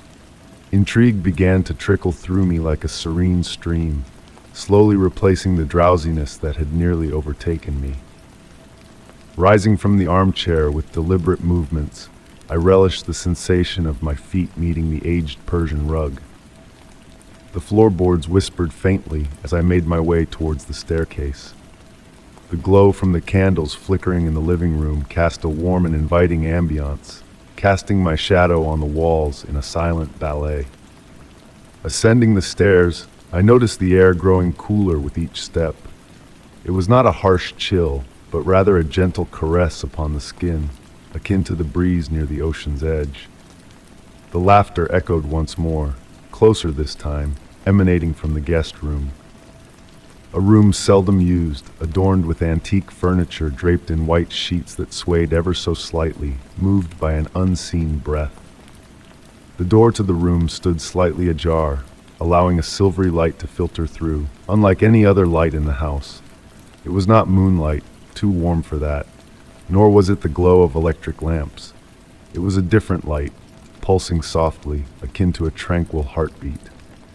Pushing the door open, the ancient woods sang a familiar tune. The room unfolded before my eyes, bathed in that mysterious luminescence. The draped furniture created gentle, comforting shapes, reminiscent of clouds in a clear sky. And there, perched on the windowsill, I beheld a sight that stole my breath. Not a distinct figure, but rather a play of light and shadow that seemed to mimic a child. The laughter echoed once more, now clearly emanating from that radiant presence. No fear gripped me, only a profound sense of wonder.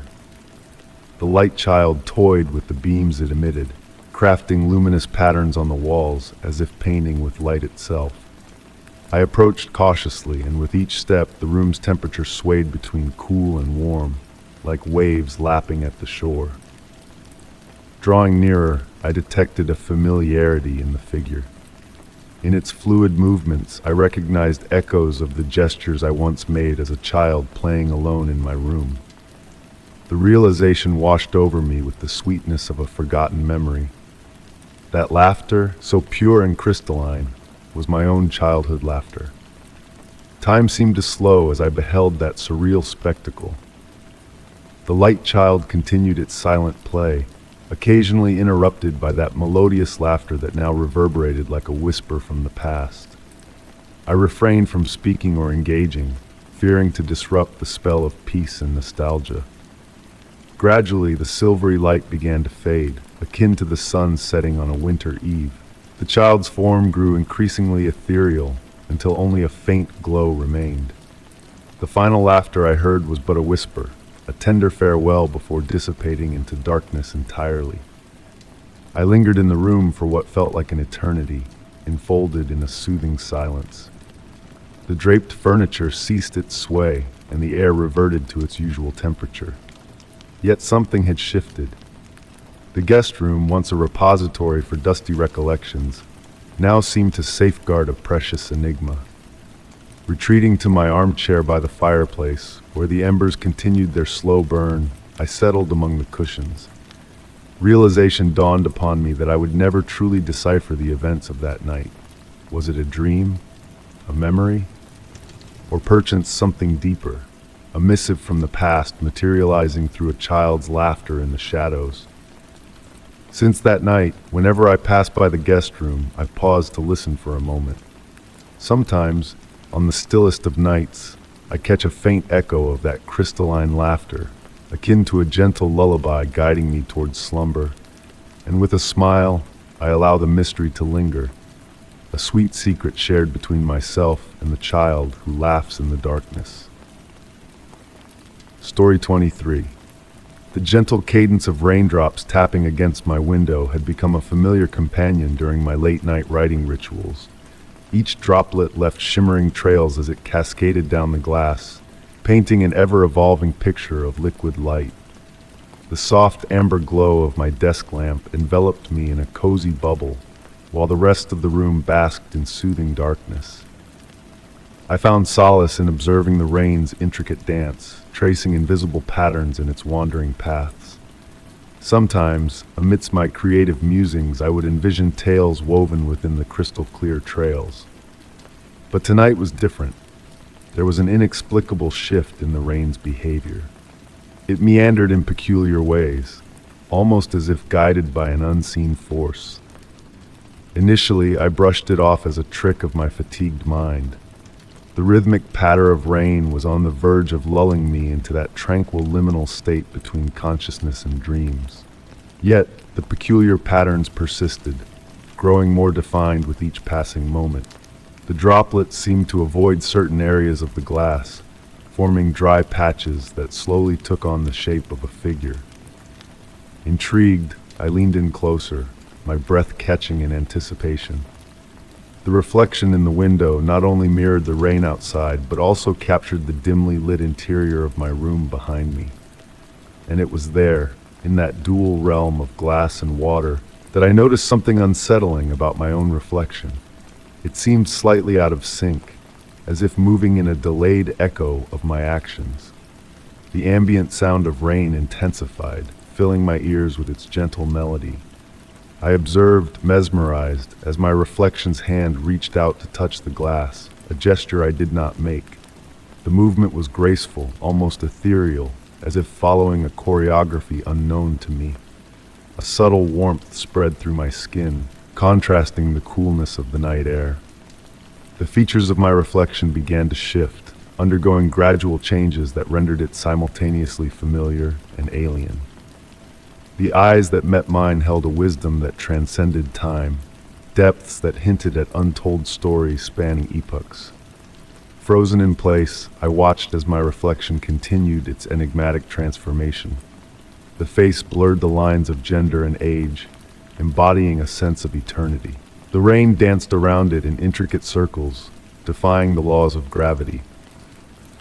A fleeting flicker dimmed my desk lamp momentarily, casting a brief shadow across the room. In that ephemeral darkness, I sensed a presence beside me, as gentle as a caress from a cherished memory. When the light steadied, my reflection reverted to mirroring my movements flawlessly. Yet, the rain persisted in its mesmerizing circular patterns, a silent reminder of the extraordinary encounter that had transpired. I remained by the window for hours, captivated by the rain's whispered secrets, and pondering the enigma I had borne witness to. The lingering presence lingered like a haunting melody, neither ominous nor intrusive. With the approaching dawn, the rain gradually waned, leaving behind a window adorned with mundane water streaks.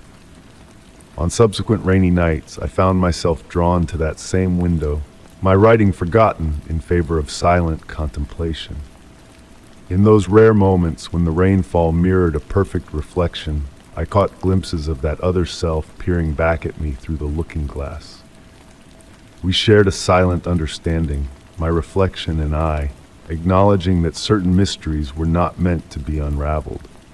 The rain persisted in its gentle descent, each drop carrying the potential for another ephemeral encounter. And in those fleeting moments of shared gazes, I couldn't help but wonder if in some distant realm, another iteration of myself sat by their window, yearning to catch a glimpse of my world through the gossamer threads of rain. Story 24. The night had enfolded the house in a cloak of profound quietness. broken only by the soft patter of rain against the window panes. Nestled in my cherished armchair, I observed as shadows waltzed on the walls, moving in harmony with the flickering fire in the hearth. The warmth enveloped me like a snug blanket, while the fragrance of burning wood mingled with the aroma of vanilla tea cradled in my hands. In that moment of utter tranquility, an anomaly caught my eye in my niece's toy room, peeking through the slightly ajar door. An antique porcelain music box, a gift from Grandma, seemed to exude a faint bluish luminescence. I couldn't recall it ever radiating such light before. Slowly, I stood from the armchair, placing the teacup on the wooden side table. Each step I took on the floor created a gentle creak that harmonized with the rain's rhythm, crafting an almost hypnotic melody. Drawing nearer to the door, the glow intensified, yet retained a gentle quality, akin to moonlight shimmering on calm waters. The toy room was a haven of recollections and enchantment. Weathered wooden shelves displayed porcelain dolls in Victorian attire, vibrant toy trains, and plush animals with gentle gazes. The music box occupied a central spot on the shelf, encircled by small crystals my niece had gathered during her garden strolls. The porcelain ballerina atop the music box, typically frozen in her eternal pose, swayed slightly, as if brushed by an unseen breeze. Drawing closer, I noticed the room's temperature was notably cooler than the rest of the house. My breath materialized in tiny vapor clouds, while the crystals around the music box seemed to react to its light, casting miniature rainbows on the walls. The ballerina continued her subtle movements, and I could almost hear a faint melody in the distance, a musical whisper from eras past. Extending my hand toward the music box, the blue light pulsed gently at that instant. The other dolls on the shelf seemed to have turned their heads to face me slightly, but upon blinking, they returned to their original positions. The melody grew clearer. It was a lullaby Grandma used to sing, a tune I had believed long forgotten. The music box commenced turning on its own, unhurriedly. The ballerina danced with a grace unnatural, her motions fluid like those of a true dancer. Now, the crystals projected intricate designs on the ceiling, weaving narratives of times long gone. The room's atmosphere filled with memories, as if time itself had condensed around that small, enchanting object. I stood transfixed, spellbound by the spectacle unfolding before me. The music from the music box intertwined with the rain's sound, crafting a symphony that spoke of yearning and concealed enigmas. The shadows within the room seemed to sway to the music's beat, and for a fleeting moment, I sensed I was not alone in witnessing this private exhibition. Slowly, the melody began to fade, like a dream slipping away upon waking. The blue light of the music box dimmed to a barely discernible glow, and the ballerina ceased her dance entirely. Silence settled back in the room, but it was a different silence, laden with significance and enigma. Returning to my armchair, I lifted my now tepid tea. Watching the final embers in the fireplace, I ruminated on Grandma and her affection for items brimming with tales. I pondered if she had ever beheld something akin, if the music box had always harbored that magic, or if it was a unique offering, reserved for specific moments and select observers. Since that night, whenever I pass by the toy room, I steal a glance at the music box. At times, I believe I catch a fleeting blue glow or hear the initial notes of that forgotten lullaby. Yet, perhaps it's merely memories pirouetting in my mind, akin to that porcelain ballerina on that rainy night. Story 25. The soft crackling of the fireplace enveloped the room in a cocoon of cozy warmth. My hand moved rhythmically through my dog's silky fur as he lay next to me, his eyes drifting to a half-closed state. In the tranquility of the moment, a sudden shift occurred. His body tensed, ears perked up, breaths coming heavier. With a sudden burst of energy, he leaped up, barking fervently, fixated on a shadowed corner of the room. Initially, I brushed it off as Max being his usual sensitive self. He had always been attuned to the faintest of noises, a rustling leaf, a scurrying mouse. But this time felt different. His bark held an air of uncertainty, a quiet questioning rather than a display of excitement. The flickering flames painted the walls with playful shadows, drawing my gaze towards that mysterious corner. In that dimly lit space stood an antique bookshelf, its weathered frame exuding a sense of history. Rows of dusty books lined its shelves, seemingly undisturbed. Yet, Max's unwavering focus and peculiar barks hinted at something unseen. A subtle chill crept into the room, a sharp contrast to the fireplace's comforting heat. It felt as though a pocket of icy air had seeped through, lingering in that particular corner. Cocooned in my blanket, I observed as Max cautiously approached the enigmatic spot, his tail held low but not tucked in fear. This nightly ritual became our shared secret. As twilight descended, and I settled into my favorite armchair, Max's attention would inevitably be drawn to the corner. Sometimes he would simply watch, poised and alert. Other times a soft bark escaped him, attempting to communicate with a presence beyond my comprehension. Gradually, subtle changes began to unfold within the room. Books shifted places overnight, despite my solitary existence. Temperatures fluctuated inexplicably, an unfamiliar scents wafted through the air, hints of aged parchment and morning dew. While my logical mind sought rational explanations, the mysteries persisted, weaving a tapestry of intrigue in the silent hours. One evening, bathed in the gentle glow of lamplight, I heard Max's familiar warning bark. Startled, I glanced up to witness an extraordinary sight. The dust motes suspended in the air near the bookshelf moved in defiance of gravity, swirling in intricate patterns that almost resembled letters before dispersing into the darkness. Max's soft whine tugged at my heart, his presence a reassuring anchor in the midst of the inexplicable. Compelled to document these phenomena, I started a journal, meticulously recording each occurrence, the time, temperature shifts, Max's varied responses. Slowly, like a photograph developing in a dark room, patterns emerged. The activity intensified during the waning moon or the gentle patter of rain against the windows.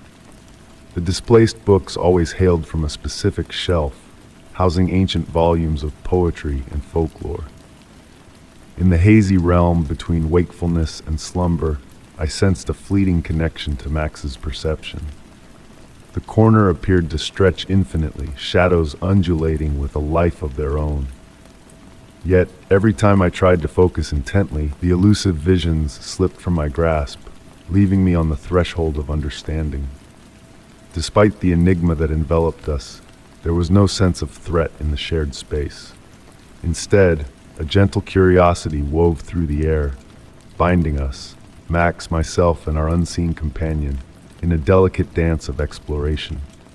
The unknown had become a familiar companion, like an old, well-worn sweater on a cool evening. Now, as I pen these words by the flickering firelight, Max rests at my feet, his occasional ear twitch a reminder of our nightly vigil.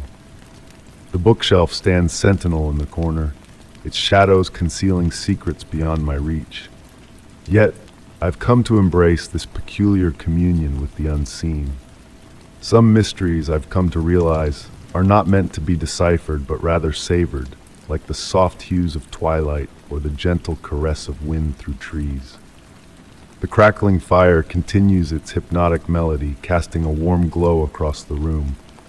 Max has succumbed to a peaceful slumber, his presence a comforting presence in the night. And in the shadowed corner, where ancient whispers linger, the mysteries of the unseen world unfurl, inviting us to trust in the intangible, to embrace the enigmatic dance of the heart's whispers in the stillness of the night. Story 26. In the dimness of the basement, the chill of the cement floor greeted my bare feet as I descended the stairs, each step echoing softly in the stillness. The air held a musty scent, a blend of damp wood and ancient dust that clung to the shadows. My purpose was simple: to unearth a forgotten photo album buried within the depths of old boxes. But fate had other plans. revealing itself in a subtle twist of the ordinary. Among the forgotten relics of time, my gaze fell upon the mannequin I had long ago rescued from an estate sale. Its presence, once relegated to a forgotten corner, now commanded attention as it stood, not facing the wall as I had left it, but turned toward me. The flickering light played upon its featureless face, bestowing an eerie glow upon its form. A relic of bygone days, the mannequin bore the weight of untold stories in its weathered facade. Time had etched a patina of age upon its delicate features, whispering of a past shrouded in mystery. At first, I dismissed the subtle shift in its position as a trick of the shadows, a play of light and darkness common in the depths of basements. Yet, an unsettling stillness gripped the air, a silent tension that hung between us. The mannequin stood frozen, yet an unspoken presence lingered, as if it held secrets beyond the grasp of mortal understanding. Its porcelain-like surface seemed to breathe, catching the light in a dance of illusion that defied logic. The rhythmic crackle of settling wood formed a backdrop to the moment, a heartbeat echoing in the darkness. Recollections of the antique shop where I had first encountered the mannequin resurfaced, the words of the old shopkeeper ringing in my ears. "Some objects carry memories," she had muttered, her voice laden with the weight of knowing. "Some remember more than others." In that moment, her cryptic warning took on a newfound significance, weaving a thread of unease through the stillness. Outside, the rain painted a soothing melody upon the small basement window, its droplets tracing ephemeral patterns that danced in harmony with the mannequin's silent vigil. Each tap against the glass hummed a lullaby of forgotten tales, a chorus of whispers that beckoned me closer. Step by step, I closed the distance, the floorboards groaning beneath the weight of my curiosity. The mannequin's gaze, devoid of expression, bore into mine, hinting at depths unseen. Imperceptible flaws marred its surface, each blemish a tale untold, a fragment of history veiled in mystery. As shadows waltzed around the motionless figure, a subtle shift caught my eye, a ghostly movement that defied explanation. Was it a trick of the light, a mere play of shadows and angles? Or did the mannequin hold a secret life all its own, hidden from prying eyes? The coolness of the basement enveloped me, a gentle embrace that whispered of forgotten seasons and half-remembered dreams. Time lost its hold in this hushed sanctuary, stretching and bending to the will of the arcane presence that stood before me. Memories of my grandmother's tales surfaced, her words a distant echo in the quiet expanse of the basement. "Not all remembrance is visible," she had said, her voice a whisper carried on the wind. "Some stories reside in the spaces between reality and imagination." In the flickering light, the mannequin seemed to pulse with a life of its own, a silent guardian of forgotten moments and hidden truths. The rain outside continued its gentle serenade, a symphony of secrets that wove through the fabric of time. With each passing moment, the mannequin became more than an object. It was a vessel of memory, a keeper of silent narratives waiting to be unraveled. And as the light flickered on, casting its uncertain glow upon the still figure, I came to a realization. Some mysteries are not meant to be solved, some stories not meant to be understood. In the embrace of the enigmatic presence before me, I found solace in the unknown, a comfort in the shadows that danced around us. The mannequin stood as a silent sentinel, its secrets veiled in the cloak of time, a testament to the enduring power of memory. And so, in the quiet of the basement, with the rain as my only companion, I stood transfixed by the mystery that unfolded before me. The mannequin watched, a silent witness to the ebb and flow of time, a guardian of memories lost and found in the shadows of the past. Story 27. The rain whispered its gentle lullaby against the window panes of the cozy establishment, a soft melody echoing the clinking of cups and the hushed murmurs of the dwindling patrons. Seated at the bar, I observed the play of light as it pirouetted on the polished surface of the mahogany counter. Jack, the bartender, moved with a deliberate grace, his motions almost hypnotic as he polished glasses with meticulous care. Yet on this particular evening, a subtle shift had settled in his gaze, a depth I had not previously glimpsed during my routine visits. His dark eyes harbored unspoken thoughts as he prepared my customary lavender tea, his hands moving with their usual precision, though a faint tremor betrayed him as he set the cup before me. The delicate fragrance of lavender waltzed through the air, mingling with the rich scent of coffee and the aged wood that perfumed the space. Jack's furtive glances darted towards a shadowed corner table, where a solitary figure sat motionless, blending into the backdrop like a ghostly specter. With measured steps, he approached to refill my cup, a controlled rhythm to his breath, yet a tautness lingered in his voice as he inquired if I desired anything more. It was then that I espied a disquieting detail. A faint reddish stain marred the cuff of his once pristine white shirt, barely visible in the dim glow of the room. Time trickled by, the rain's hypnotic cadence a constant companion. Patrons trickled out, leaving behind vacant seats and abandoned cups. Solemn and unmoving, the enigmatic figure in the corner lingered, a silent sentinel in the twilight. Jack meticulously tidied the bar, his movements increasingly precise yet tinged with an undercurrent of disquiet, while the pendulum clock's relentless ticking underscored the passage of time. And then, a new revelation. Nestled amidst the bottles beneath the counter lay a weathered notebook, its pages yellowed with age. As Jack attended to the final patron, my gaze alighted upon the faded script within the journal. Neat and minuscule, the handwriting chronicled a litany of names, dates, and places in meticulous order. Yet it was the final entries that captivated me. Cryptic notations, seemingly nonsensical numbers paired with intricate symbols etched with care. A shuffle of footsteps drew my attention. The enigmatic figure at last stirred from their secluded perch, making their way towards the exit. A meaningful exchange passed between them and Jack as they neared the bar, a fleeting moment laden with palpable tension. A subtle nod from the bartender, and the stranger vanished into the rainy shroud of night. Jack resumed his duties, but a subtle shift had taken hold. His hands, typically steady, trembled imperceptibly as he stowed away the glasses. His gaze seemed to drift, lost in a realm of distant reverie, grappling with memories best left undisturbed. As I readied to depart, Jack halted me with a gentle gesture. "You see," he murmured in a hushed tone, "there are truths a bartender bears witness to, secrets that ought to remain cloistered within these walls. Yet at times, the burden of these hidden truths grows too weighty to bear alone." He paused, as if measuring his words with care. I turned to him, noting the flickering shadows cast upon his weary countenance by the lamplight. The notebook lay half concealed among the bottles, a silent sentinel guarding untold mysteries. Jack offered a faint, strained smile, one that failed to reach his eyes. "Return tomorrow," he whispered. "Perhaps I shall regale you with a tale, or perhaps not." Stepping out into the night's embrace, the rain continued its gentle descent.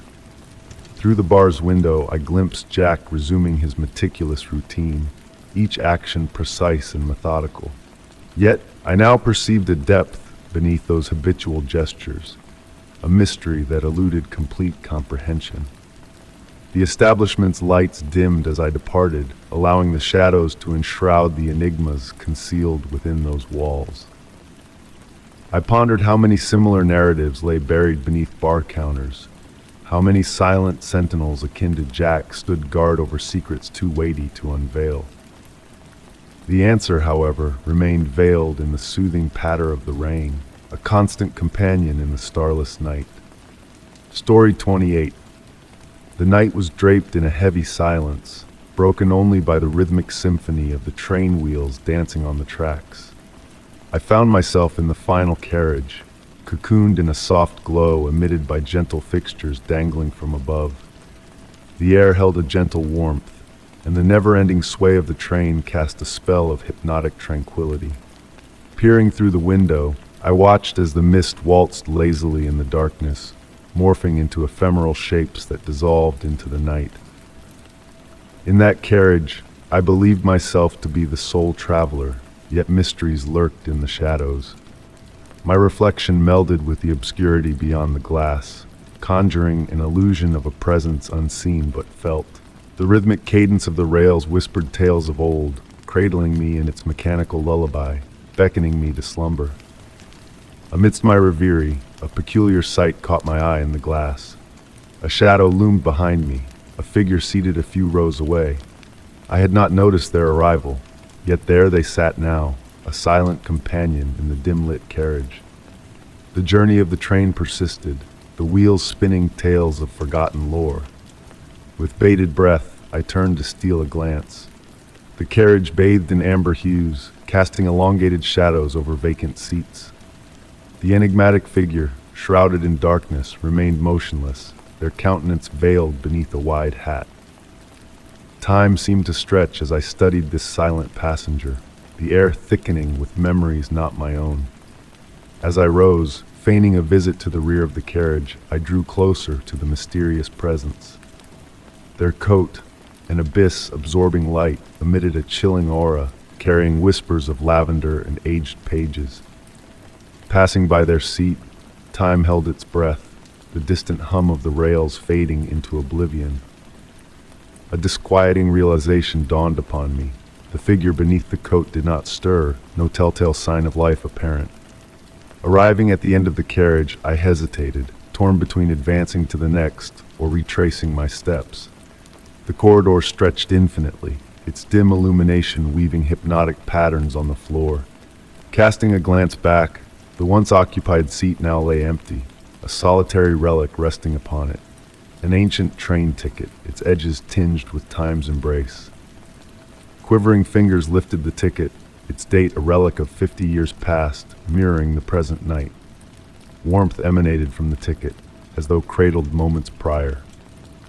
Returning to my seat, the train's wheels resumed their nocturnal serenade, the fog outside thickening, concealing shadowy figures pacing alongside, silent companions on this spectral journey. As weariness crept over me, I pondered the encounters of others with the enigmatic passenger of the final train. The ticket, a tangible link to that surreal moment, wavered like a fading dream upon waking, slipping through my grasp. The train pressed on through the night, bearing its secrets and ethereal passengers into the darkness. Drifting into slumber, a whisper of lavender and the echo of retreating footsteps lingered in the air, a haunting lullaby accompanying me into the realm of dreams. Story 29. The rain softly tapped against the windows of my quaint country home, weaving a hypnotic melody that intertwined with the gentle creaking of the hardwood floor beneath my steps. It was an autumn evening where the line between reality and dreams felt faint, almost transparent. Outside, the leaves of the trees swayed in the dark, casting ever-shifting shadows on the cream-colored walls of the corridor through the misty panes. Seated in my beloved armchair, cradling a cup of now cool chamomile tea, I idly watched as the light from the floor lamp painted a golden circle on the wooden floor. There was an air of difference that night, a subtle yet persistent feeling that eluded my grasp. Maybe it was the thickness of the air or the profound silence of the house that seemed almost tangible. With a slow rise, I was compelled by a flicker at the edge of my vision. The hallway leading to the bedrooms appeared elongated, as if stretching beyond its normal confines. The shadows in the corners deepened, growing denser, almost alive. Standing at the threshold of the living room, I peered into the darkness that thickened as it approached the end of the hallway. The temperature dropped gradually as I ventured forth, the familiar wood floor echoing unfamiliar sounds beneath my feet. The ancestral portraits hanging on the walls seemed to regard me with a new intensity, their gazes altered, as if the faces had shifted imperceptibly. Halting midway down the corridor, a peculiar fragrance captivated me. an ancient aroma of aged books and damp wood foreign to my home. I turned to the window on my right, where rain had painted intricate patterns on the glass, following an enigmatic design. And there, amidst the shadows, I saw it, a darker silhouette, moving with an eerie grace along the opposing wall. It bore no discernible source, yet possessed a solidity akin to condensed mist. Gliding slowly, almost hesitantly, as if aware of my presence, it drew me in with a strange sense of recognition. My breath deepened, my pulse steady as I observed this phenomenon, devoid of fear, but filled with an uncanny familiarity. The shadow halted near the guest room door, assuming a vague human form. Taking a step closer, I sensed a subtle reaction from the shadow, a wavering acknowledgement of my presence. The rain's whisper transformed into a constant murmur, as if attempting to convey a message. Straining to listen, I caught fleeting words in an unknown yet oddly comprehensible language. The air chilled around me, though not unpleasantly so, enveloping me like a cool silk sheet on a balmy summer night. The shadow resumed its movement, gliding towards me with a fluidity reminiscent of a slow-motion dance. I stood transfixed, watching as it drew near. When it paused just a few steps away, the house enveloped in silence, I could hear the steady rhythm of my heartbeat. The shadow seemed to incline slightly, a gesture of greeting, prompting me to raise a hand on impulse. Mirroring my movement, the shadow seemed to form a hand of its own, and though no physical contact was made, a warmth radiated where our hands nearly met. Then, with the same graceful manner in which it appeared, the shadow began to dissipate, dispersing like smoke carried by an unseen breeze. In its wake lingered a faint scent of jasmine and a profound sense of tranquility. I stood in the hallway, time seemingly suspended, as the sound of the rain gradually faded. Returning to the living room, I found my tea still warm, as if the world had paused during our encounter. Since that evening, on rainy nights when I traverse that hallway, I find myself drawn to the shadows, half expecting to glimpse that familiar figure dancing just beyond my sight. The mystery of the shadow remains unsolved, yet it left within me not fear, but an understanding that some enigmas require no explanation. The hallway now holds its secret, and on quiet nights when rain taps against the windows, I wait with a blend of curiosity and peace for another rendezvous with the shadow that dances beyond the corridor. Story 30. The autumn mist enveloped the streets like a soft gray veil, transforming each streetlight into a hazy halo under the night sky. It was after a long day at work that I embarked on my journey home, the weight of the day lingering in my bones. And then, amidst the fog, I noticed them. A pair of headlights, a constant presence behind me, never wavering in distance. There was a whisper in my mind, a subtle feeling that something was amiss in the way that car trailed me, matching my every move with eerie precision. The engine hummed softly behind me, a steady rhythm that synchronized with the cadence of my own path. Whether I slowed down or sped up, the car mirrored my actions, a shadow in the mist. Through the rearview mirror, all I could discern was a dark shape, perhaps a sedan, its headlights akin to vigilant eyes that never strayed from me. The road twisted through the quiet neighborhood, the houses nestled in slumber, casting an air of peace that clashed with the growing unease in my chest. A decision stirred within me. Instead of turning where I usually did, I continued straight, elongating my route. And still the car followed, maintaining that uncanny distance that now felt strangely familiar. The rain began its gentle descent on the windshield, a soothing melody that juxtaposed the tension of the moment. Rivulets meandered down the glass, distorting the view of my steadfast companion behind me. I veered onto side streets, one after another, the car in tow like a silent partner in a dance unbidden. It felt as though an invisible thread tethered us, guiding our nocturnal waltz through the sleeping neighborhood. At a red light, I stole a glance through the rain-streaked glass, catching a glimpse of a figure in the motionless driver's seat, a statue amidst the night. When I finally decided to head home, the car remained, a loyal shadow in the night. I pulled into the driveway and cut the engine, the abrupt silence amplifying the sound of rain on the car roof and the rhythm of my heartbeat.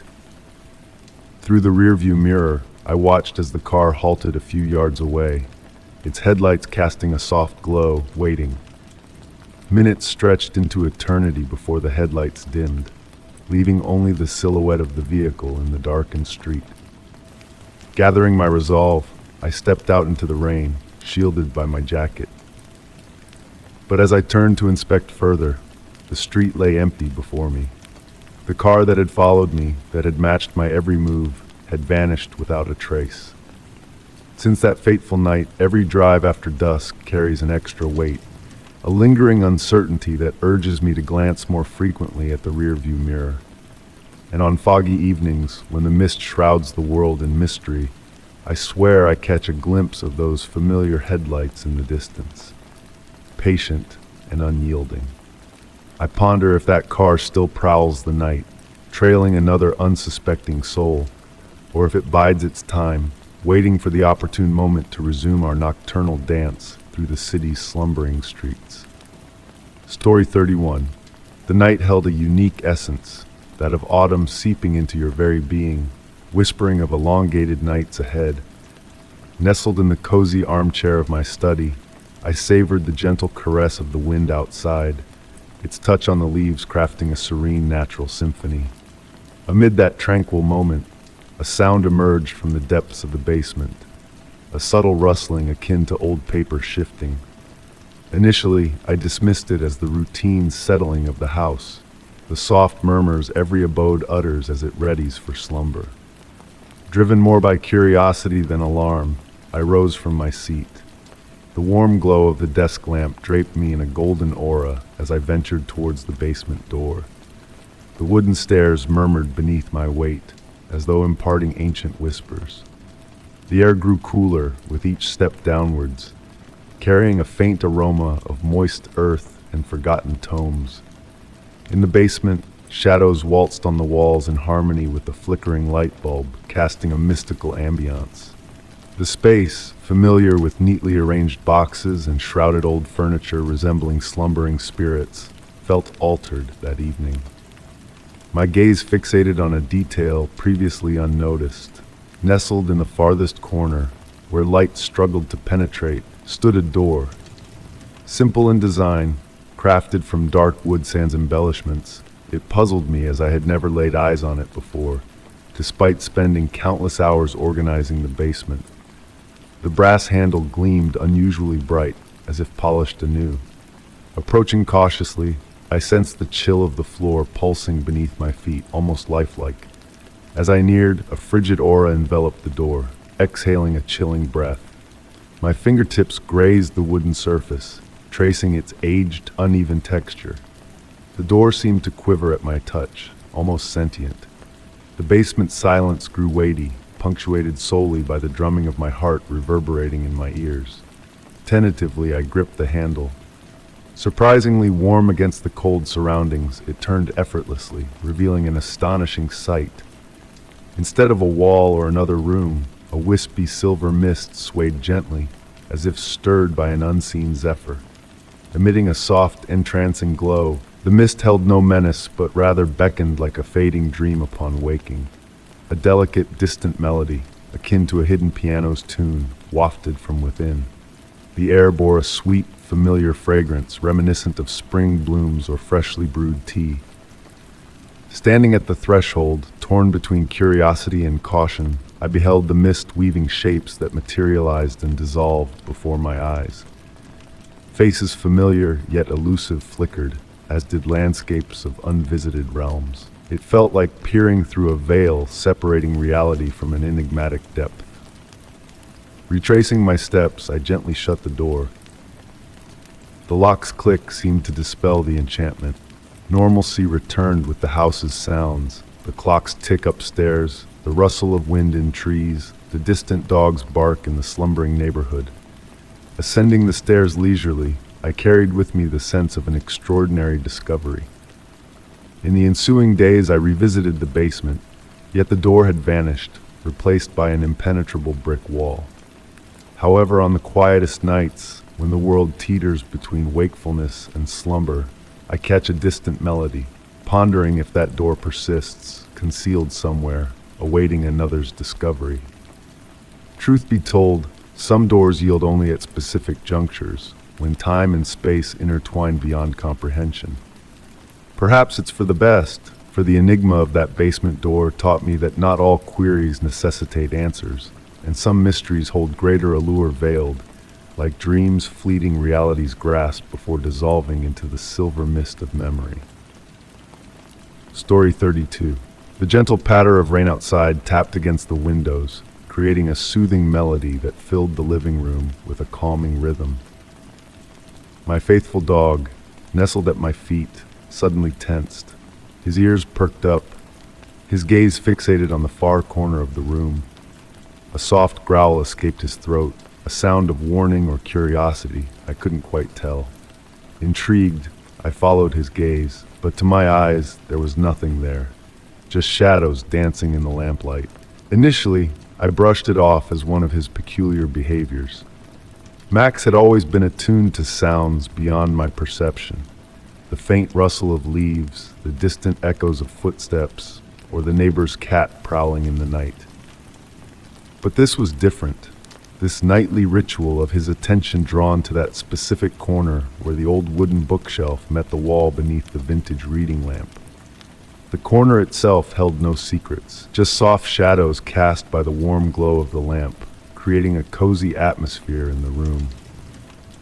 The mahogany bookshelf stood tall, adorned with my cherished collection of well-loved novels, each spine telling a story of its own. A delicate pottery vase adorned the lowest shelf, its dried lavender filling the air with a subtle, comforting fragrance that lingered like a gentle embrace. As days turned into weeks, subtle changes began to unfold in that corner. The air seemed to cool ever so slightly, despite the stillness of the room. The lavender's scent would ebb and flow, at times intensifying before fading away once more. The lamplight would flicker, casting ephemeral shadows that danced on the walls. Max's behavior grew more intriguing by the day. He would venture over to the corner, his nose twitching with curiosity, his tail wagging in hesitant movements. Sometimes he would bring his worn tennis ball, placing it delicately at the edge of the bookshelf. And come morning, the ball would have shifted ever so slightly, as if nudged by unseen hands. I found myself drawn to that corner, settling into my reading chair with a soft blanket, enveloped by the gentle ticking of the grandfather clock and the steady rhythm of raindrops against the windows. The air in that space felt different, not foreboding, but imbued with a presence that defied explanation. It was as if someone familiar was watching over me, a comforting presence that lingered in the air like a whispered memory. One quiet evening, as I sat engrossed in a book with Max by my side, I noticed the pages turning on their own, as if guided by an invisible hand. The lamplight ebbed and flowed like a peaceful breath, casting a serene glow over the room. Max, instead of growling, wagged his tail slowly, his eyes filled with a sense of peace and understanding. And in that moment, a memory stirred within me. This had been my grandmother's favorite reading nook. She would spend hours here, sharing tales and laughter, the lamp illuminating her silver hair like a halo. Though she had left this world a decade ago, her spirit lingered in the familiar scents of lavender, the well-loved books, and the comforting glow of the lamp she cherished. Now each evening, Max and I find ourselves drawn to that corner, where past and present intersect in a dance of mystery and warmth. Sometimes I read aloud, my voice blending with the rain's song and the whispers of the old house. The temperature still drops, the lavender's fragrance lingers, and the lamp continues its gentle play of light and shadow. Max no longer growls, but welcomes the unseen presence with a wag of his tail, as if greeting an old friend. In this enigmatic corner where time seems to blur, I have found solace in the embrace of memories that choose to linger, reminding us that love transcends the boundaries of time and space. Not all mysteries are meant to be feared. Some are simply whispers of the heart, guiding us back to where love once dwelled, and perhaps still does.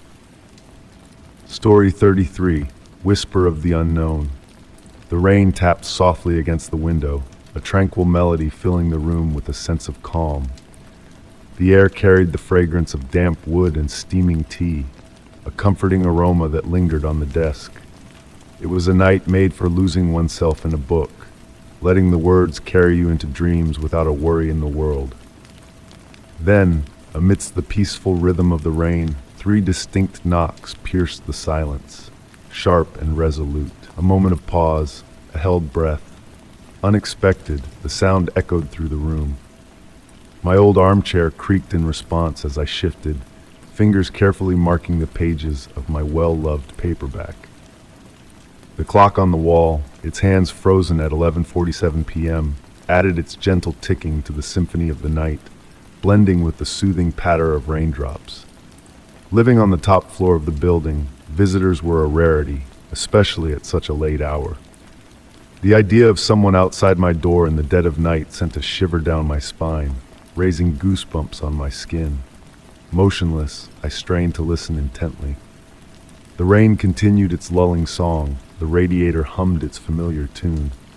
Perhaps it was a figment of my imagination, a trick of the mind influenced by the ghostly tales I immersed myself in.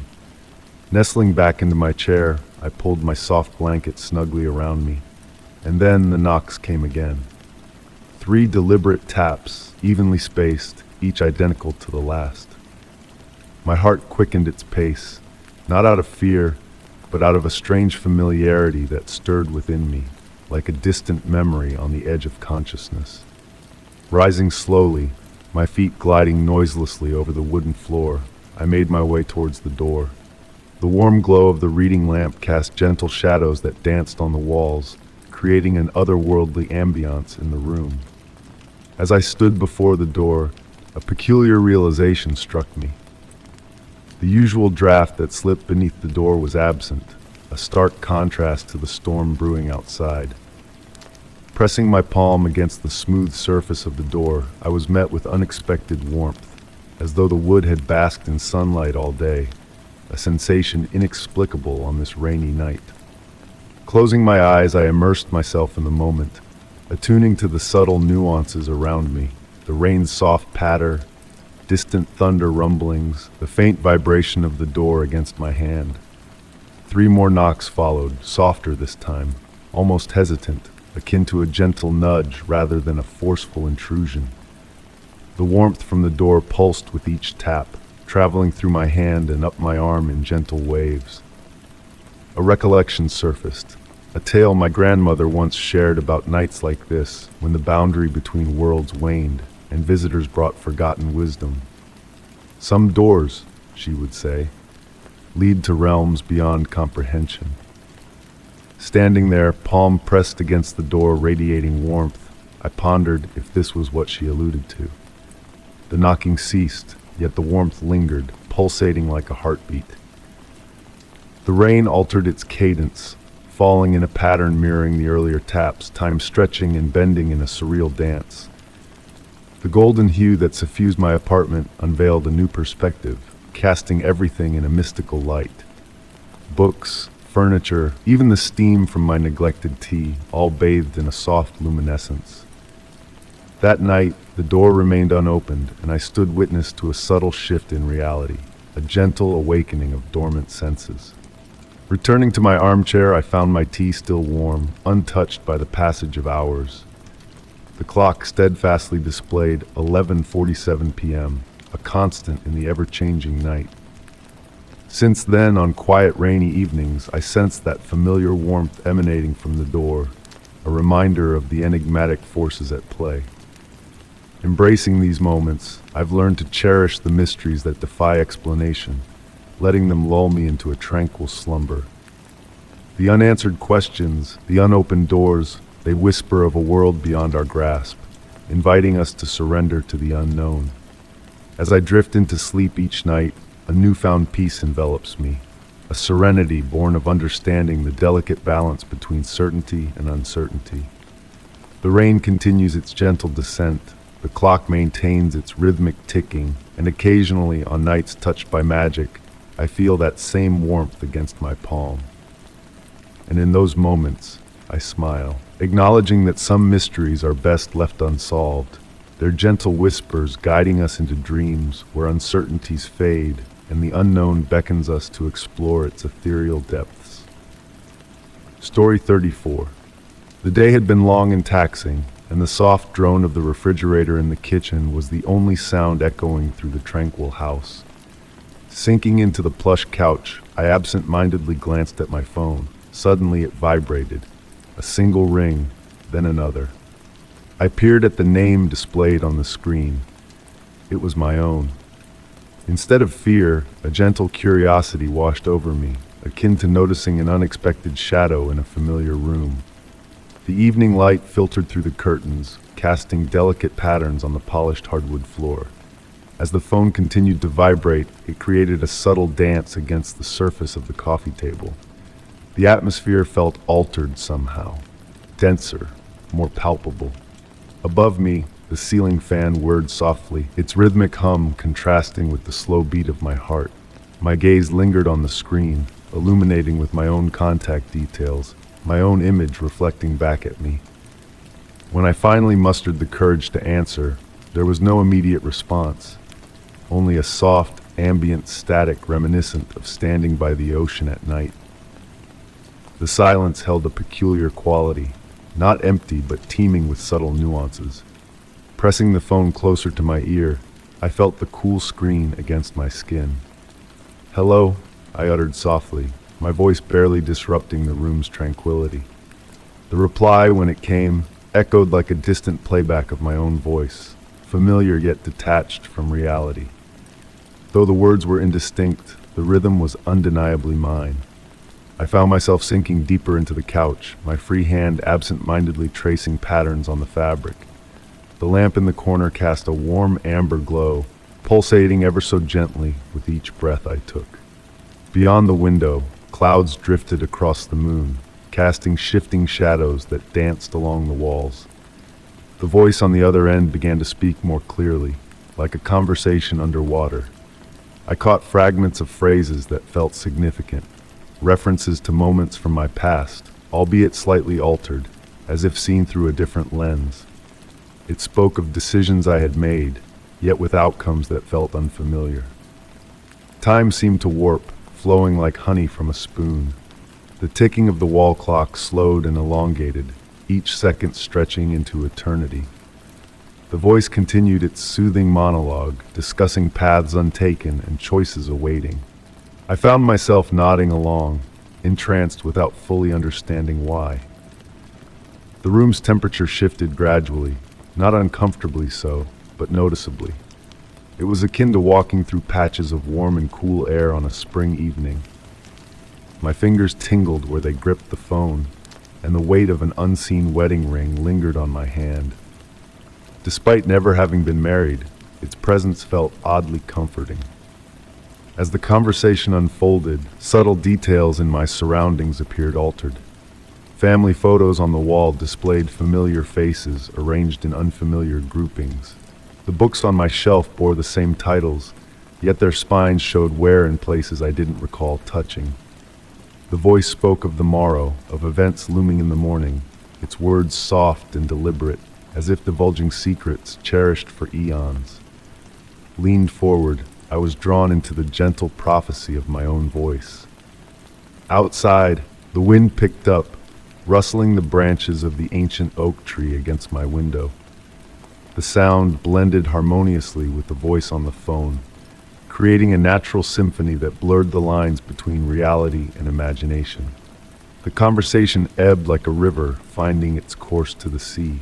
My voice, my own, spoke one final time, revealing a childhood memory long forgotten until that moment. The recollection blossomed in my mind, unfolding like a time-lapsed flower. When the call concluded, I sat in the deepening darkness, the weight of the phone in my palm a reminder of the inexplicable experience. The screen displayed the call duration, 47 minutes. Yet my call history showed no record of the interaction, only the lingering warmth of the phone in my hand and the vivid memory of a childhood moment resurfacing with each passing heartbeat remained.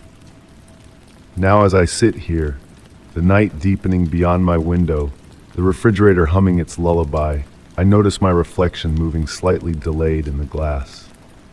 The phone rests silently on the table, but occasionally, out of the corner of my eye, I catch it illuminating, displaying my name, my face, beckoning once more. Story 35. In the realm of real estate, the agent's words painted a picture of a snug, inviting abode, a tranquil haven awaiting its next occupant. With cautious steps, I traversed the rooms, absorbing the essence of the space. Yet, amidst my exploration, a peculiar door caught my eye at the far end of the hallway. A door unmentioned during the initial tour, shrouded in mystery and intrigue. Uncertainty lingered as my hand grasped the cool knob, turning it slowly. The air within was stagnant, heavy with neglect, and a blanket of dust veiled the wooden floorboards, untouched by human presence for what seemed like an eternity. Soft rays of autumn sunlight filtered through a solitary window, casting ethereal shadows upon what revealed itself to be an ancient study. A weathered desk stood stoically against a wall, its surface weathered by time, bearing witness to years gone by. The wood's intricate patterns seemed to dance and shift before my eyes, a hypnotic display in the dim light. A unique fragrance enveloped the room, a blend of old books and withered flowers, a scent of nostalgia and forgotten memories. Intrigued, I gravitated towards the desk, my footsteps muffled by the plush carpet beneath. The distant melody of wind chimes whispered through the walls, weaving a tranquil symphony that transcended the present moment. Tracing my fingers along the desk's edge, I discovered delicate indentations, symbols etched with care, forming an intricate motif. Smooth to the touch, these markings bore the gentle caress of countless hands that had traced the same path before me. Night after night, I found myself drawn back to this enigmatic chamber. A worn leather chair, discovered in the depths of the basement, now occupied a corner of the room, offering solace as daylight waned into dusk. Here, time held a different cadence, a rhythm of contemplation and introspection. Sometimes, a book accompanied me, though often I would sit in stillness, attuned to the subtle whispers of the house settling around me. On a particularly hushed evening, raindrops tapped rhythmically against the window, drawing my gaze to an unexpected sight. The desk drawer, once locked, now slightly ajar, as if beckoning me forth. Within its confines lay a leather-bound journal, its pages adorned with elegant script. The entries, though dated, traversed time in a perplexing dance, leaping between years and decades with seamless fluidity. Yet the handwriting remained constant, untouched by the passage of time. The writer's words wove a tale of the room itself, a sanctuary betwixt moments, where time flowed like honey, languid and sweet. They chronicled the shifting seasons viewed through the window, of conversations with ethereal visitors who existed solely within these walls. The musings were serene, introspective, capturing the essence of light and shadow, the presence of silence that seemed to breathe alongside them. As days turned into weeks, subtle alterations began to manifest within the chamber. The dust no longer settled untouched by human hand, and the light filtering through the window danced out of sync with the world beyond. During a tempestuous storm, while the house groaned and protested, this room remained an oasis of tranquility, cradled in a cocoon of serenity. The journal entries began to align with my own observations, merging into a shared narrative of mystery and wonder. At times, upon revisiting previous entries, I discovered subtle shifts, words rearranged, dates blurred and reshaped. Yet, instead of disquiet, a sense of harmony pervaded, as though the room itself was a gentle editor of our collective story. The window held its own enigma. From the exterior, a solid wall; from within, a portal to a parallel garden, mirroring reality with uncanny precision. Flowers bloomed out of season, shadows defied logic, creating a world just beyond our own. The existence of this room remained a secret, undisclosed to the real estate agent or any passing visitor. It stood as a private sanctuary, a realm reserved for those in need of its peculiar solace. The original floor plans, sourced from local archives, bore no trace of its existence, as if it had materialized from the ether, crafted by an unseen hand that understood the yearning for a temporal refuge. Now, as I pen these reflections, I ponder the souls who have traversed these hallowed grounds, adding their essence to the tapestry of quiet enigma. The journal hints at predecessors, and I sense future wanderers will grace this space with their presence. A shared secret, passed down through generations of seekers of peace. The sun dips below the horizon, or so the light filtering through the window suggests. Time, as measured by my watch, loses relevance within these walls, as if the room itself harbors a distaste for haste. Perhaps therein lies its purpose, to offer respite from the relentless march of time, where moments stretch and fold into gentle whispers of eternity. The mysteries of this chamber elude complete understanding, existing both within and apart from the fabric of the house. Yet in this ambiguity lies a profound truth, that some mysteries are not meant to be unraveled but embraced, lived, and cherished. In a world of perpetual motion, we all crave a sanctuary beyond the blueprint, where time stands still, dust dances in eternal suspension, and the light from an impossible window beckons us to simply exist. Story 36. The rain fell heavily on the roof, a soothing symphony that accompanied me as I settled in for another solitary evening in my quaint country home. The drops meandered down the window, painting sinuous patterns that swayed in the soft candlelight I had kindled to push back the encroaching darkness. Outside, the wind caressed the trees in the garden, their leaves rustling in a natural lullaby. Nestled in my cherished armchair, cradling a warm cup of tea, I absent-mindedly watched wisps of steam twirl gracefully into the air. The house murmured its familiar sounds, the gentle creak of contracting wood, the steady tick-tock of the pendulum clock in the entryway, the faint whistle of the wind slipping through unseen crevices. All seemed ordinary, yet an indefinable sense of disquiet began to permeate the tranquility of the evening. It was as I savored my tea that I first glimpsed something out of the ordinary. The upstairs bedroom window, visible through the hallway mirror's reflection, glowed with an ethereal light, as though a candle had been kindled within. But I knew for certain there was no source of light in that room.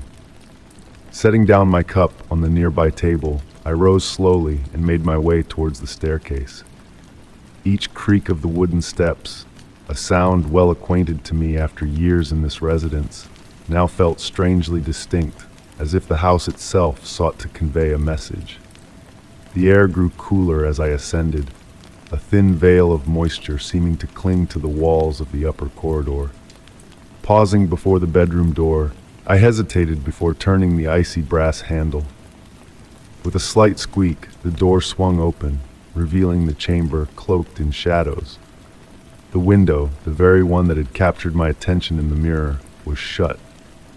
Yet, to my astonishment, the lock began to shift of its own accord, inching open without any visible force guiding it. The gentle breeze that entered was insufficient to explain the window's movement, and the air it carried bore a sweet, ancient fragrance, redolent of dried blooms and aged timber. Drawing closer to the window, I observed raindrops pirouetting into the room, forming intricate patterns on the wooden sill. It was then that I beheld a marvel. The drops did not fall in their usual descent, but instead danced through the air, swirling in circles before alighting gently on the floor. While entranced by this inexplicable display, I noticed a stirring on the glass. Letters materialized as if traced by an unseen hand upon the misted surface, though their meaning remained obscured. The curtains billowed softly, though no breeze stirred in reality, their motion akin to the rhythmic breaths of one deep in slumber. Moonlight, filtered through rain-laden clouds, cast shifting shadows on the walls, each shadow a silent storyteller. Reaching out towards the window, I felt the chill outside air tenderly brush against my fingertips. Just as I neared the glass, the window closed with the same deliberate slowness with which it had opened. The latch clicked softly into place, and the ancient aroma that had pervaded the room began to dissipate. Motionless, I lingered for moments, attuned to the continuing patter of rain outside. The chamber had reverted to its usual state, yet an ineffable shift had taken place. It was as though the house had revealed a glimpse of another realm, one that ran parallel to our own, visible only in those rare moments when the boundary between reality and enigma thins to a whisper. Since that evening, whenever rain descends, I settle into my armchair, gazing at the window's reflection in the hallway mirror. Sometimes it remains still, while other times it opens gradually, in a silent ritual that has woven itself into the fabric of my existence. The source of this phenomenon remains a mystery to me, yet I've embraced it as part of the enigmatic essence of my dwelling, a clandestine bond shared solely between myself and these ancient walls. And on the most tranquil of nights, when the wind murmurs through the trees and the rain falls softly, I almost sense a familiar presence, a silent guardian observing from the shadows, choosing to reveal itself through a window that opens of its own accord. Story 37. The bed was a cocoon of softness, the duvet wrapping me in its warmth. A faint light filtered through the curtains, casting a gentle glow in the room. The rhythmic ticking of the clock was a comforting backdrop, marking the passage of time.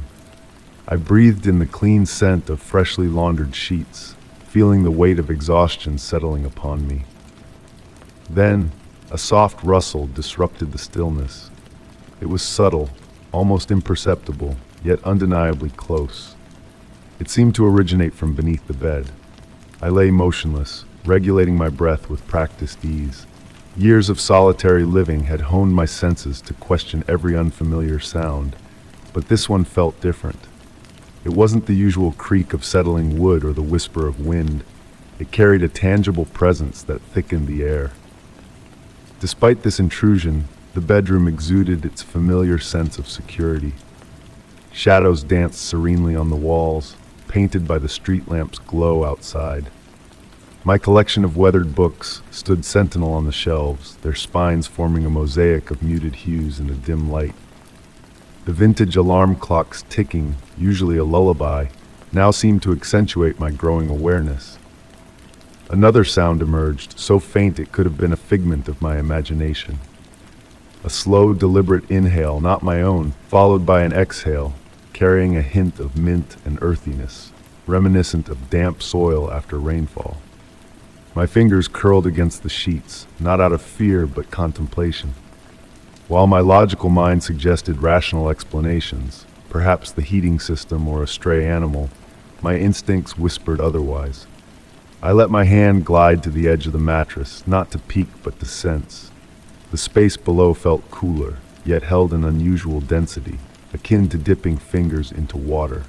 It evoked memories of childhood swimming lessons, of seeing solid yet fluid shapes underwater. Time seemed to warp, minutes stretching and contracting like shadows at dusk. I teetered between alertness and a trance-like state, attuned to every subtle sound and shift in the atmosphere. The enigmatic presence beneath remained, neither menacing nor benign, merely coexisting with my consciousness.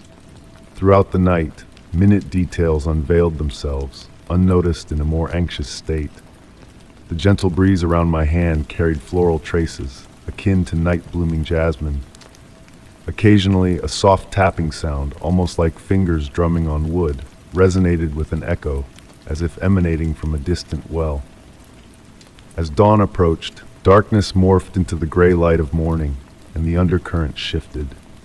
The present seemed to ebb away, like the tide retreating, leaving an intangible residue. A sense of sharing the night with an alternate consciousness lingered, one governed by unfamiliar laws. Summoning courage, I peered under the bed as daylight flooded the room, revealing only dust and shadow. Yet the space appeared expanded, deeper than plausible, with floorboards retaining a warmth incongruous to the morning chill. On the farthest board, barely discernible in the dimness, lay a pristine handprint, smaller than mine, imprinted not in dust but what resembled morning dew. I refrained from erasing it. Some enigmas merit preservation, inhabiting the tranquil realm between reality and fantasy. Each night, as I nestle in bed, the sounds below morph into a familiar presence. The gentle rustling, the soft exhalations, the occasional whisper of movement. These have transitioned from unnerving to companionable. I've learned not all mysteries warrant fear. Some exist to remind us of the vast, wondrous strangeness of the world. The handprint reappears each morning, unfailingly in its place, fresh with dew. I've ceased attempting to decipher its origin, much like I've ceased questioning why my slumber is now more profound than ever. Certain queries are better left as gentle enigmas, suspended in the ethereal space between wakefulness and reverie, where the boundary between knowledge and intuition blurs into a delicate dance. Story 38. The November breeze tenderly rustled the dry leaves scattered on the driveway as my gaze fixated on the outline of the forsaken mansion silhouetted against the heavy, overcast sky. Known as the never-inhabited house, it held a peculiar history, once a home to a forgotten soul from a bygone era. Yet, the identity of the former resident had faded into obscurity.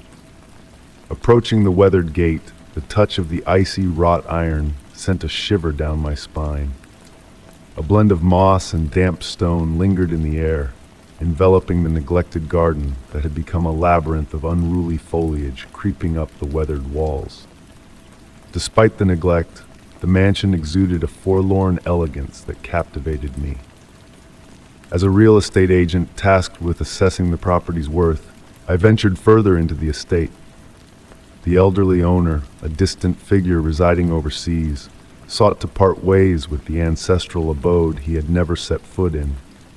Inheriting it from a long-lost relative, he aimed to sever ties with the enigmatic property.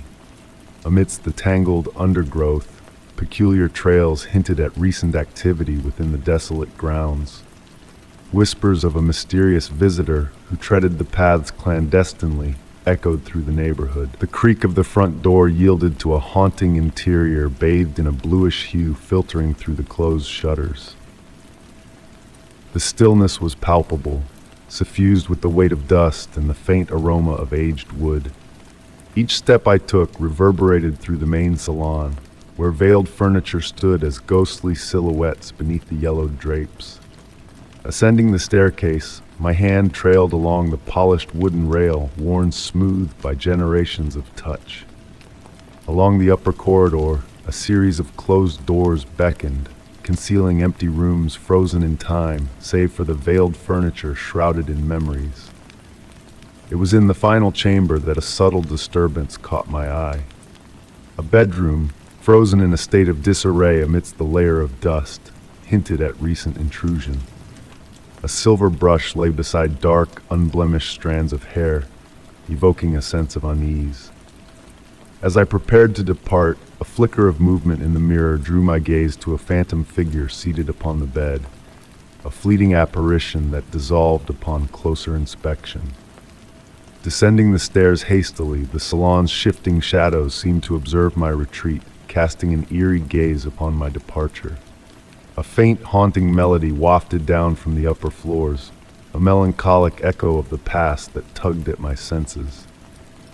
Exiting the manor, the tranquil garden held no trace of the mysterious presence that had stirred within its walls.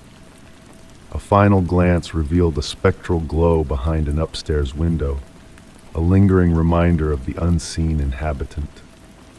In the days that followed, my report detailed the property's charm and potential, omitting the hair and ethereal melody that had unsettled me.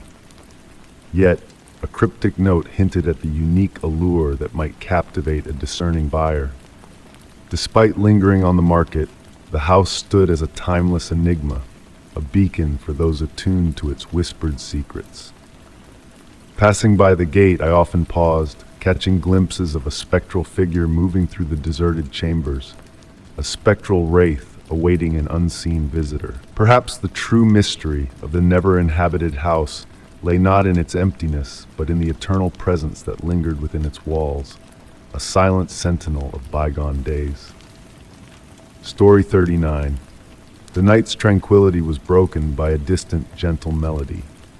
Nestled in my cherished armchair, draped in a woolen blanket, a cup of chamomile tea by my side now cold, I looked up from the book I held. The notes drifted through the air like whispers, almost imperceptible, yet undeniably present. It was a piano, I was sure, playing a tune unfamiliar yet strangely known, like a faint memory of a forgotten reverie. The house lay cloaked in darkness, with only a small lamp beside me casting a circle of warm light. Shadows waltzed on the walls in tune with the mysterious music. Rising slowly, the blanket slid to the floor with a gentle rustle. Each step on the wooden floor echoed softly as I neared the living room window. Outside, the night was serene and hushed. The full moon bathed the garden in its silver glow, revealing the tree silhouettes swaying gently in the night's breath. No signs of life in the neighboring houses, all nestled in obscurity. Yet the music persisted, seeming to emanate from everywhere and nowhere simultaneously.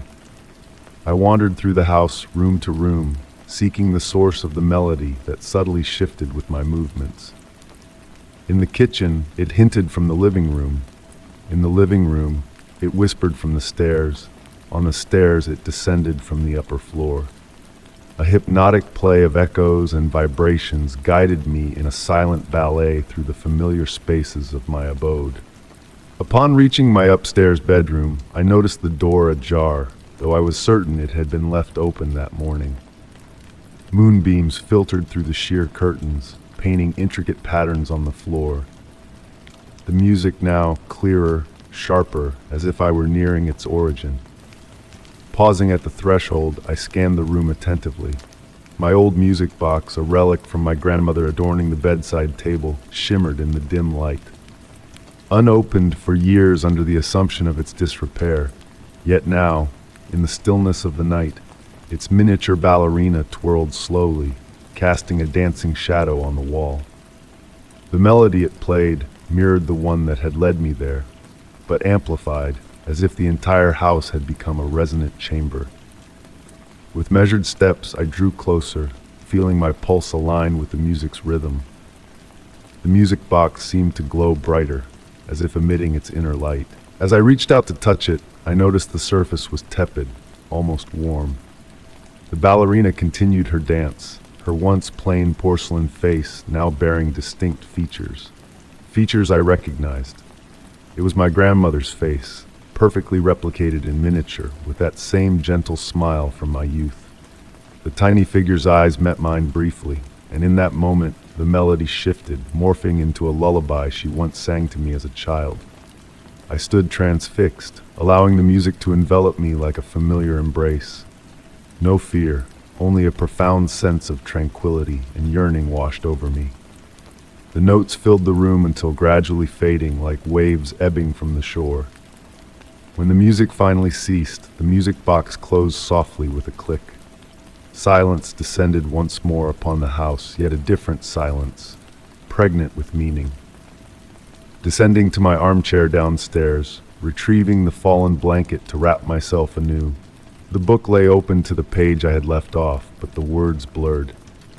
My mind lingered on the music box and my grandmother. How many melodies had been trapped in those silent gears, awaiting the opportune moment for release? Since that night, on rare occasions when the house is particularly still and the full moon bathes the garden, a sweet, familiar melody fills the rooms. I no longer seek its origin. Instead, I close my eyes and listen, understanding that some mysteries need not be unraveled to be comprehended. Story 40. In the old shop, the scent of aged paper and weathered wood enveloped me as I roamed among the shelves, my fingertips brushing against the dusty spines of forgotten books.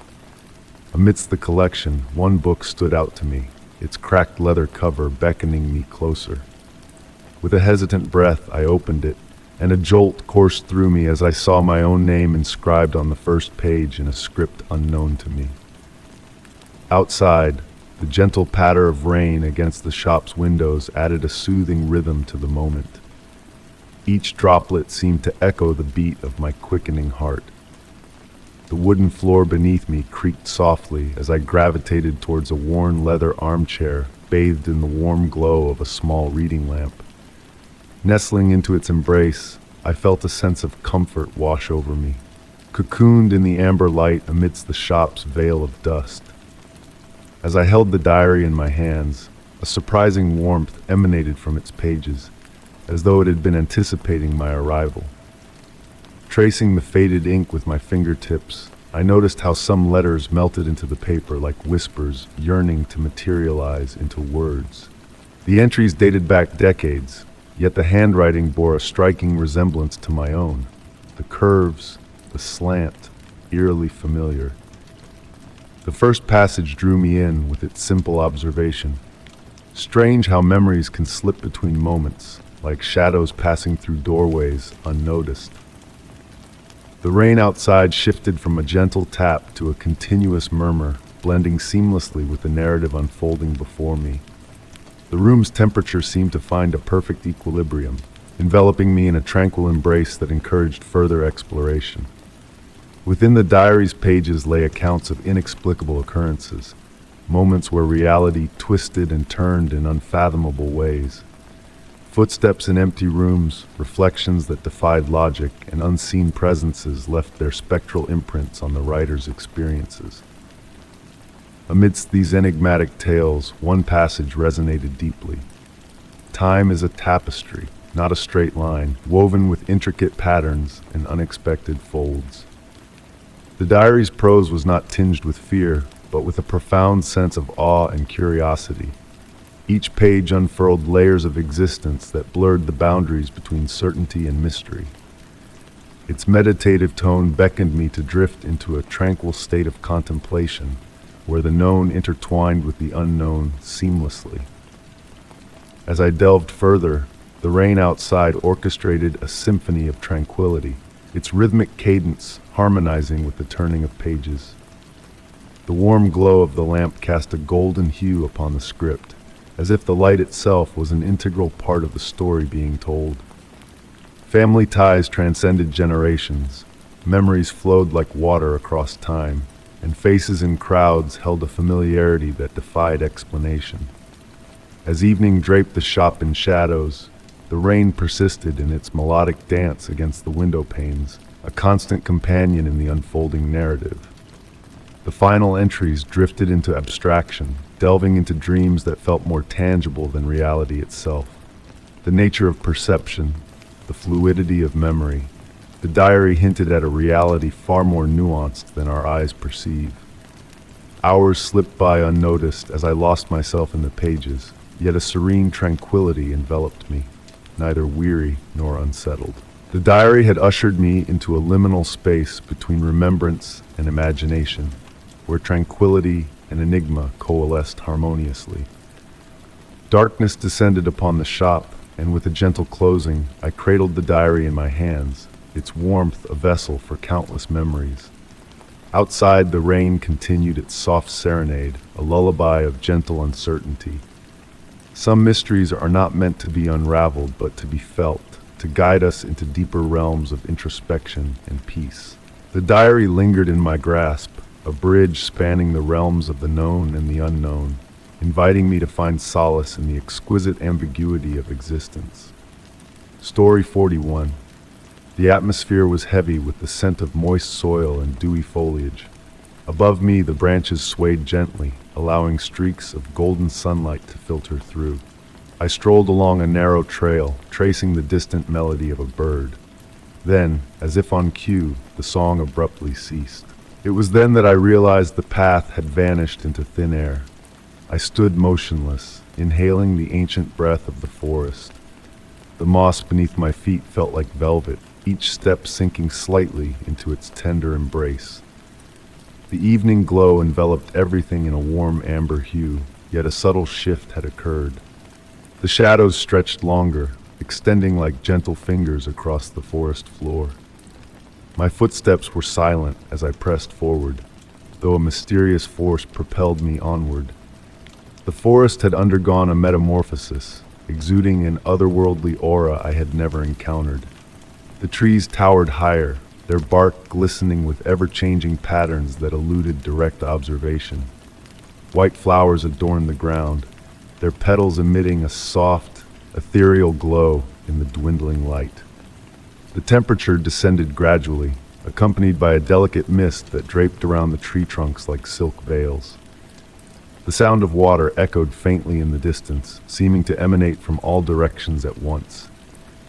A sweet, unfamiliar fragrance wafted through the air, evoking memories of honey and antiquated books. As I traversed, I began to discern small stones meticulously arranged in intricate designs. They formed perfect circles and spirals, each stone meticulously placed with a sense of purpose. Some bore intricate markings etched into their surface, while others radiated a faint inner light. Though tempted to pick one up, an unspoken intuition persuaded me that they belonged precisely where they lay.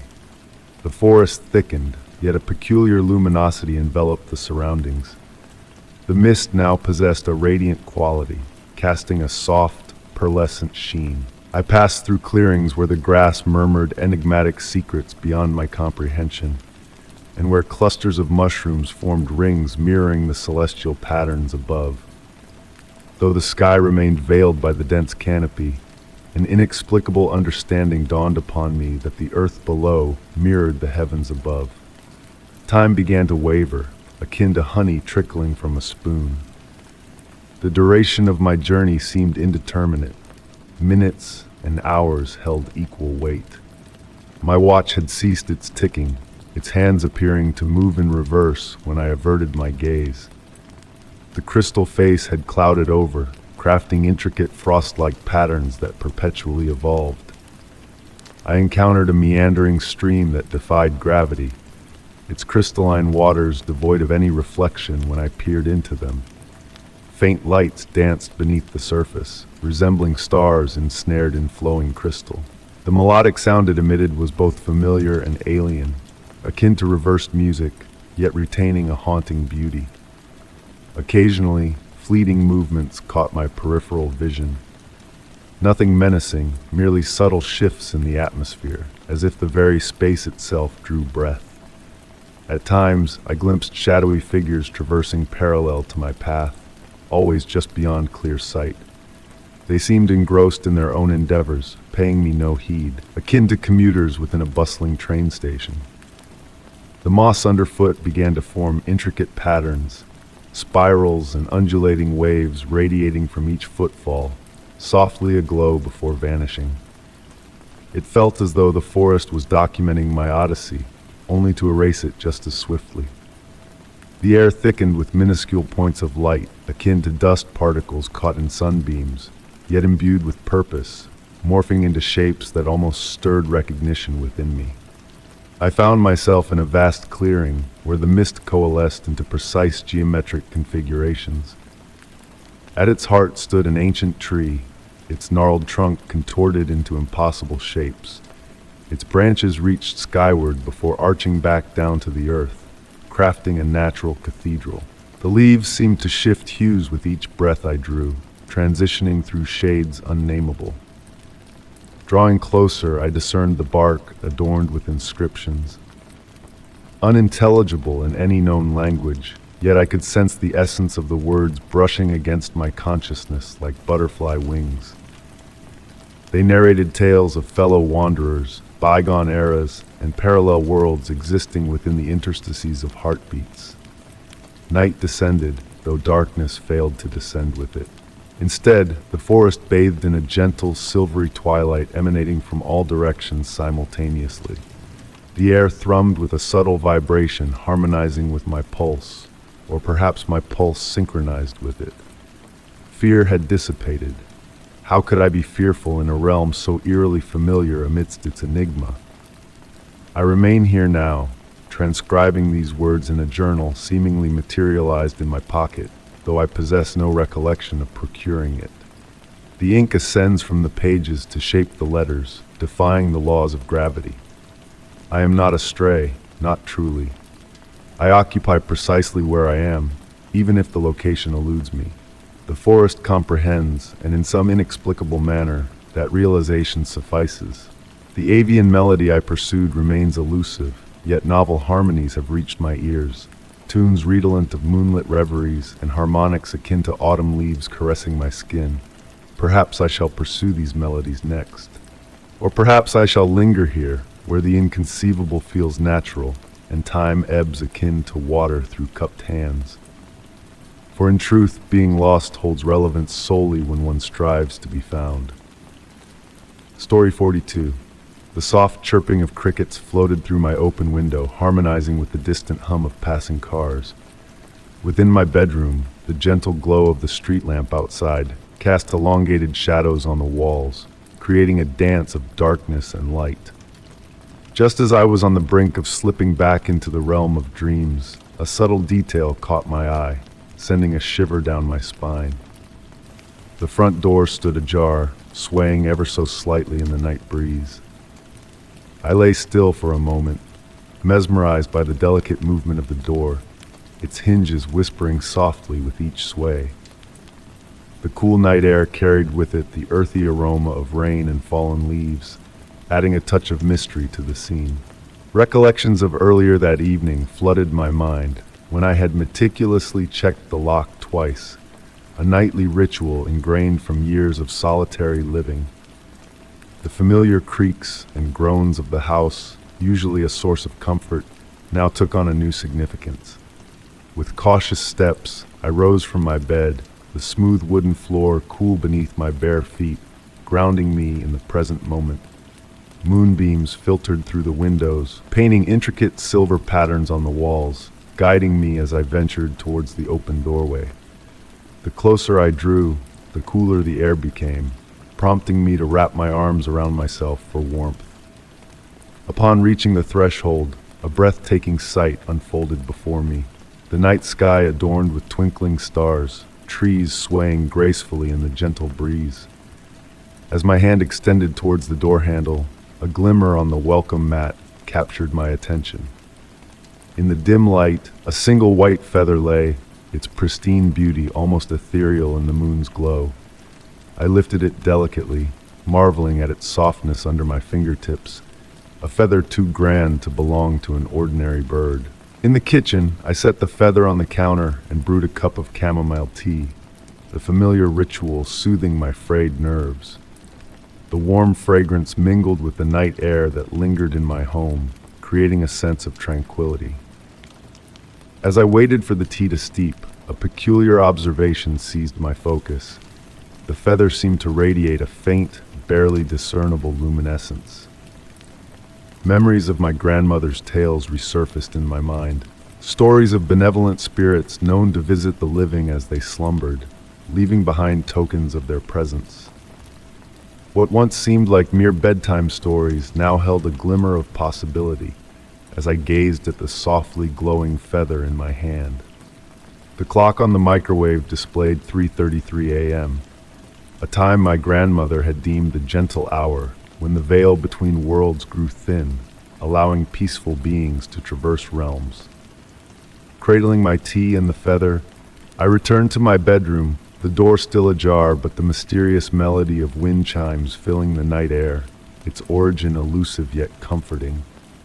The enchanting tune ebbed and flowed, wrapping the house in a blanket of serenity as I closed the door, the once intimidating threshold now a gateway to tranquility. Securely locking the door, I placed the feather on my nightstand, its intricate swirls catching the faint light in a mesmerizing display, reminiscent of frost patterns on winter windows. Seated on my bed, sipping tea, I contemplated the stories my grandmother shared about guardian spirits in the form of luminous birds, drawn to individuals at pivotal junctures in their lives. Contemplating my own recent decisions, a potential career shift, a looming cross-country move, I pondered if I stood at a crossroads unbeknownst to me. The feather's gentle glow pulsed in harmony with my breath, a silent companion in the quiet of the night. As the pre-dawn birdsong replaced the cricket serenade, I settled back under my covers, the feather's soft light lulling me towards slumber. In the days that followed, the mystery of the open door remained unsolved, the feather's glow fading with the morning sun. Yet, in the hazy realm between waking and dreaming, echoes of the melodic wind chimes lingered, a reminder of peace that transcended the tangible.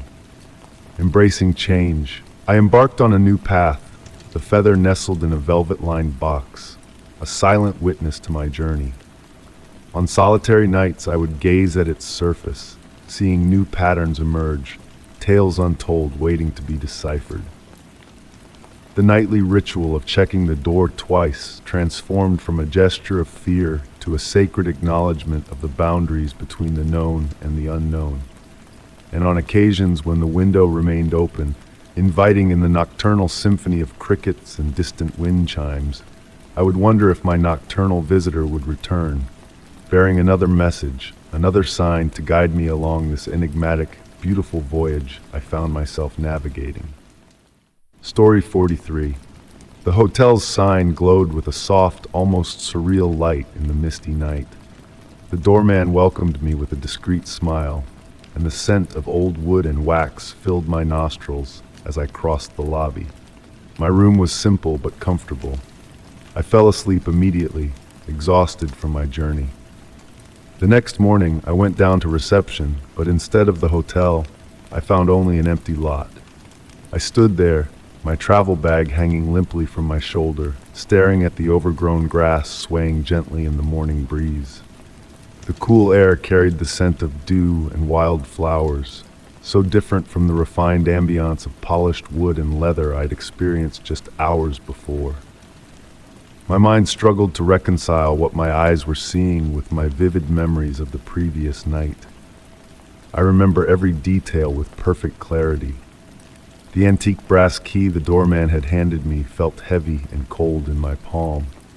The deep burgundy carpet beneath my feet had muffled my footsteps as I made my way to room 247. The wallpaper in the hallway featured an intricate pattern of pale golden leaves that seemed to shift and dance in the warm light of the wall sconces.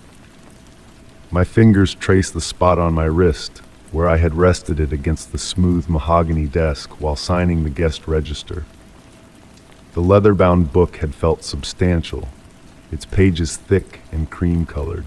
The ink had flowed from the fountain pen in elegant curves as I wrote my name. I can still see the doorman's long, pale fingers as he turned the book toward himself, nodding approvingly at my signature. The room itself had been a study in understated comfort. Heavy velvet curtains in deep forest green framed tall windows that looked out over a courtyard garden. The bed linens carried the faint scent of lavender, and a single rose in a crystal vase adorned the bedside table. I distinctly recall the soft click of the vintage radiator as it warmed the room, and the gentle ticking of an old clock on the mantelpiece. What haunts me most is the music. As I had drifted off to sleep, the faintest notes of a piano had floated up from somewhere below. The melody was unfamiliar, yet somehow nostalgic, like a half-remembered lullaby. It had been so subtle that I wasn't sure if I was dreaming it or not, but now I can still hear it perfectly in my mind, though I couldn't reproduce it if I tried. I've spent hours questioning my sanity, retracing my steps from the previous evening. The taxi driver who brought me here had seemed ordinary enough, though thinking back, I can't remember actually paying him. The street looks familiar and yet different in the morning light. The buildings on either side of the empty lot stand exactly as I remember them flanking the hotel, but now they seem to press together as if the space between them had always been vacant. What troubles me most is what I found in my pocket this morning. The brass key is still there, solid and real, its weight a constant reminder that I haven't imagined everything. The number 247 is clearly engraved on its head, the edges of the numbers worn smooth with age. When I hold it, I can still feel the slight resistance of the lock as I turned it last night. Can still hear the soft click as the door swung open. I've asked at nearby shops and cafes, but no one remembers a hotel ever standing here. An elderly woman walking her dog gave me an odd look when I described the building, then hurried away muttering to herself.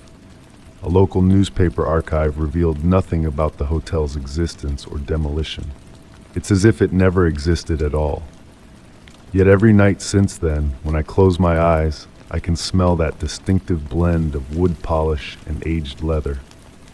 Sometimes in that delicate space between waking and sleeping, I hear distant piano notes drifting through my consciousness. The melody seems to carry a message just beyond my understanding, like words in a language I almost know. The key sits on my bedside table now. Sometimes, in the depths of night, I think I see it gleam with an inner light, as if remembering the lock it once opened. I've considered throwing it away, but something stops me every time. Perhaps one foggy night, I'll round a corner and see that softly glowing sign again. Perhaps the doorman will be waiting with his knowing smile, ready to welcome me back. Until then, I keep the key and wonder about the hotel that existed for one night, about the music that plays only in my memory, and about all the other guests who might have stayed there, carrying their own brass keys to rooms that no longer exist.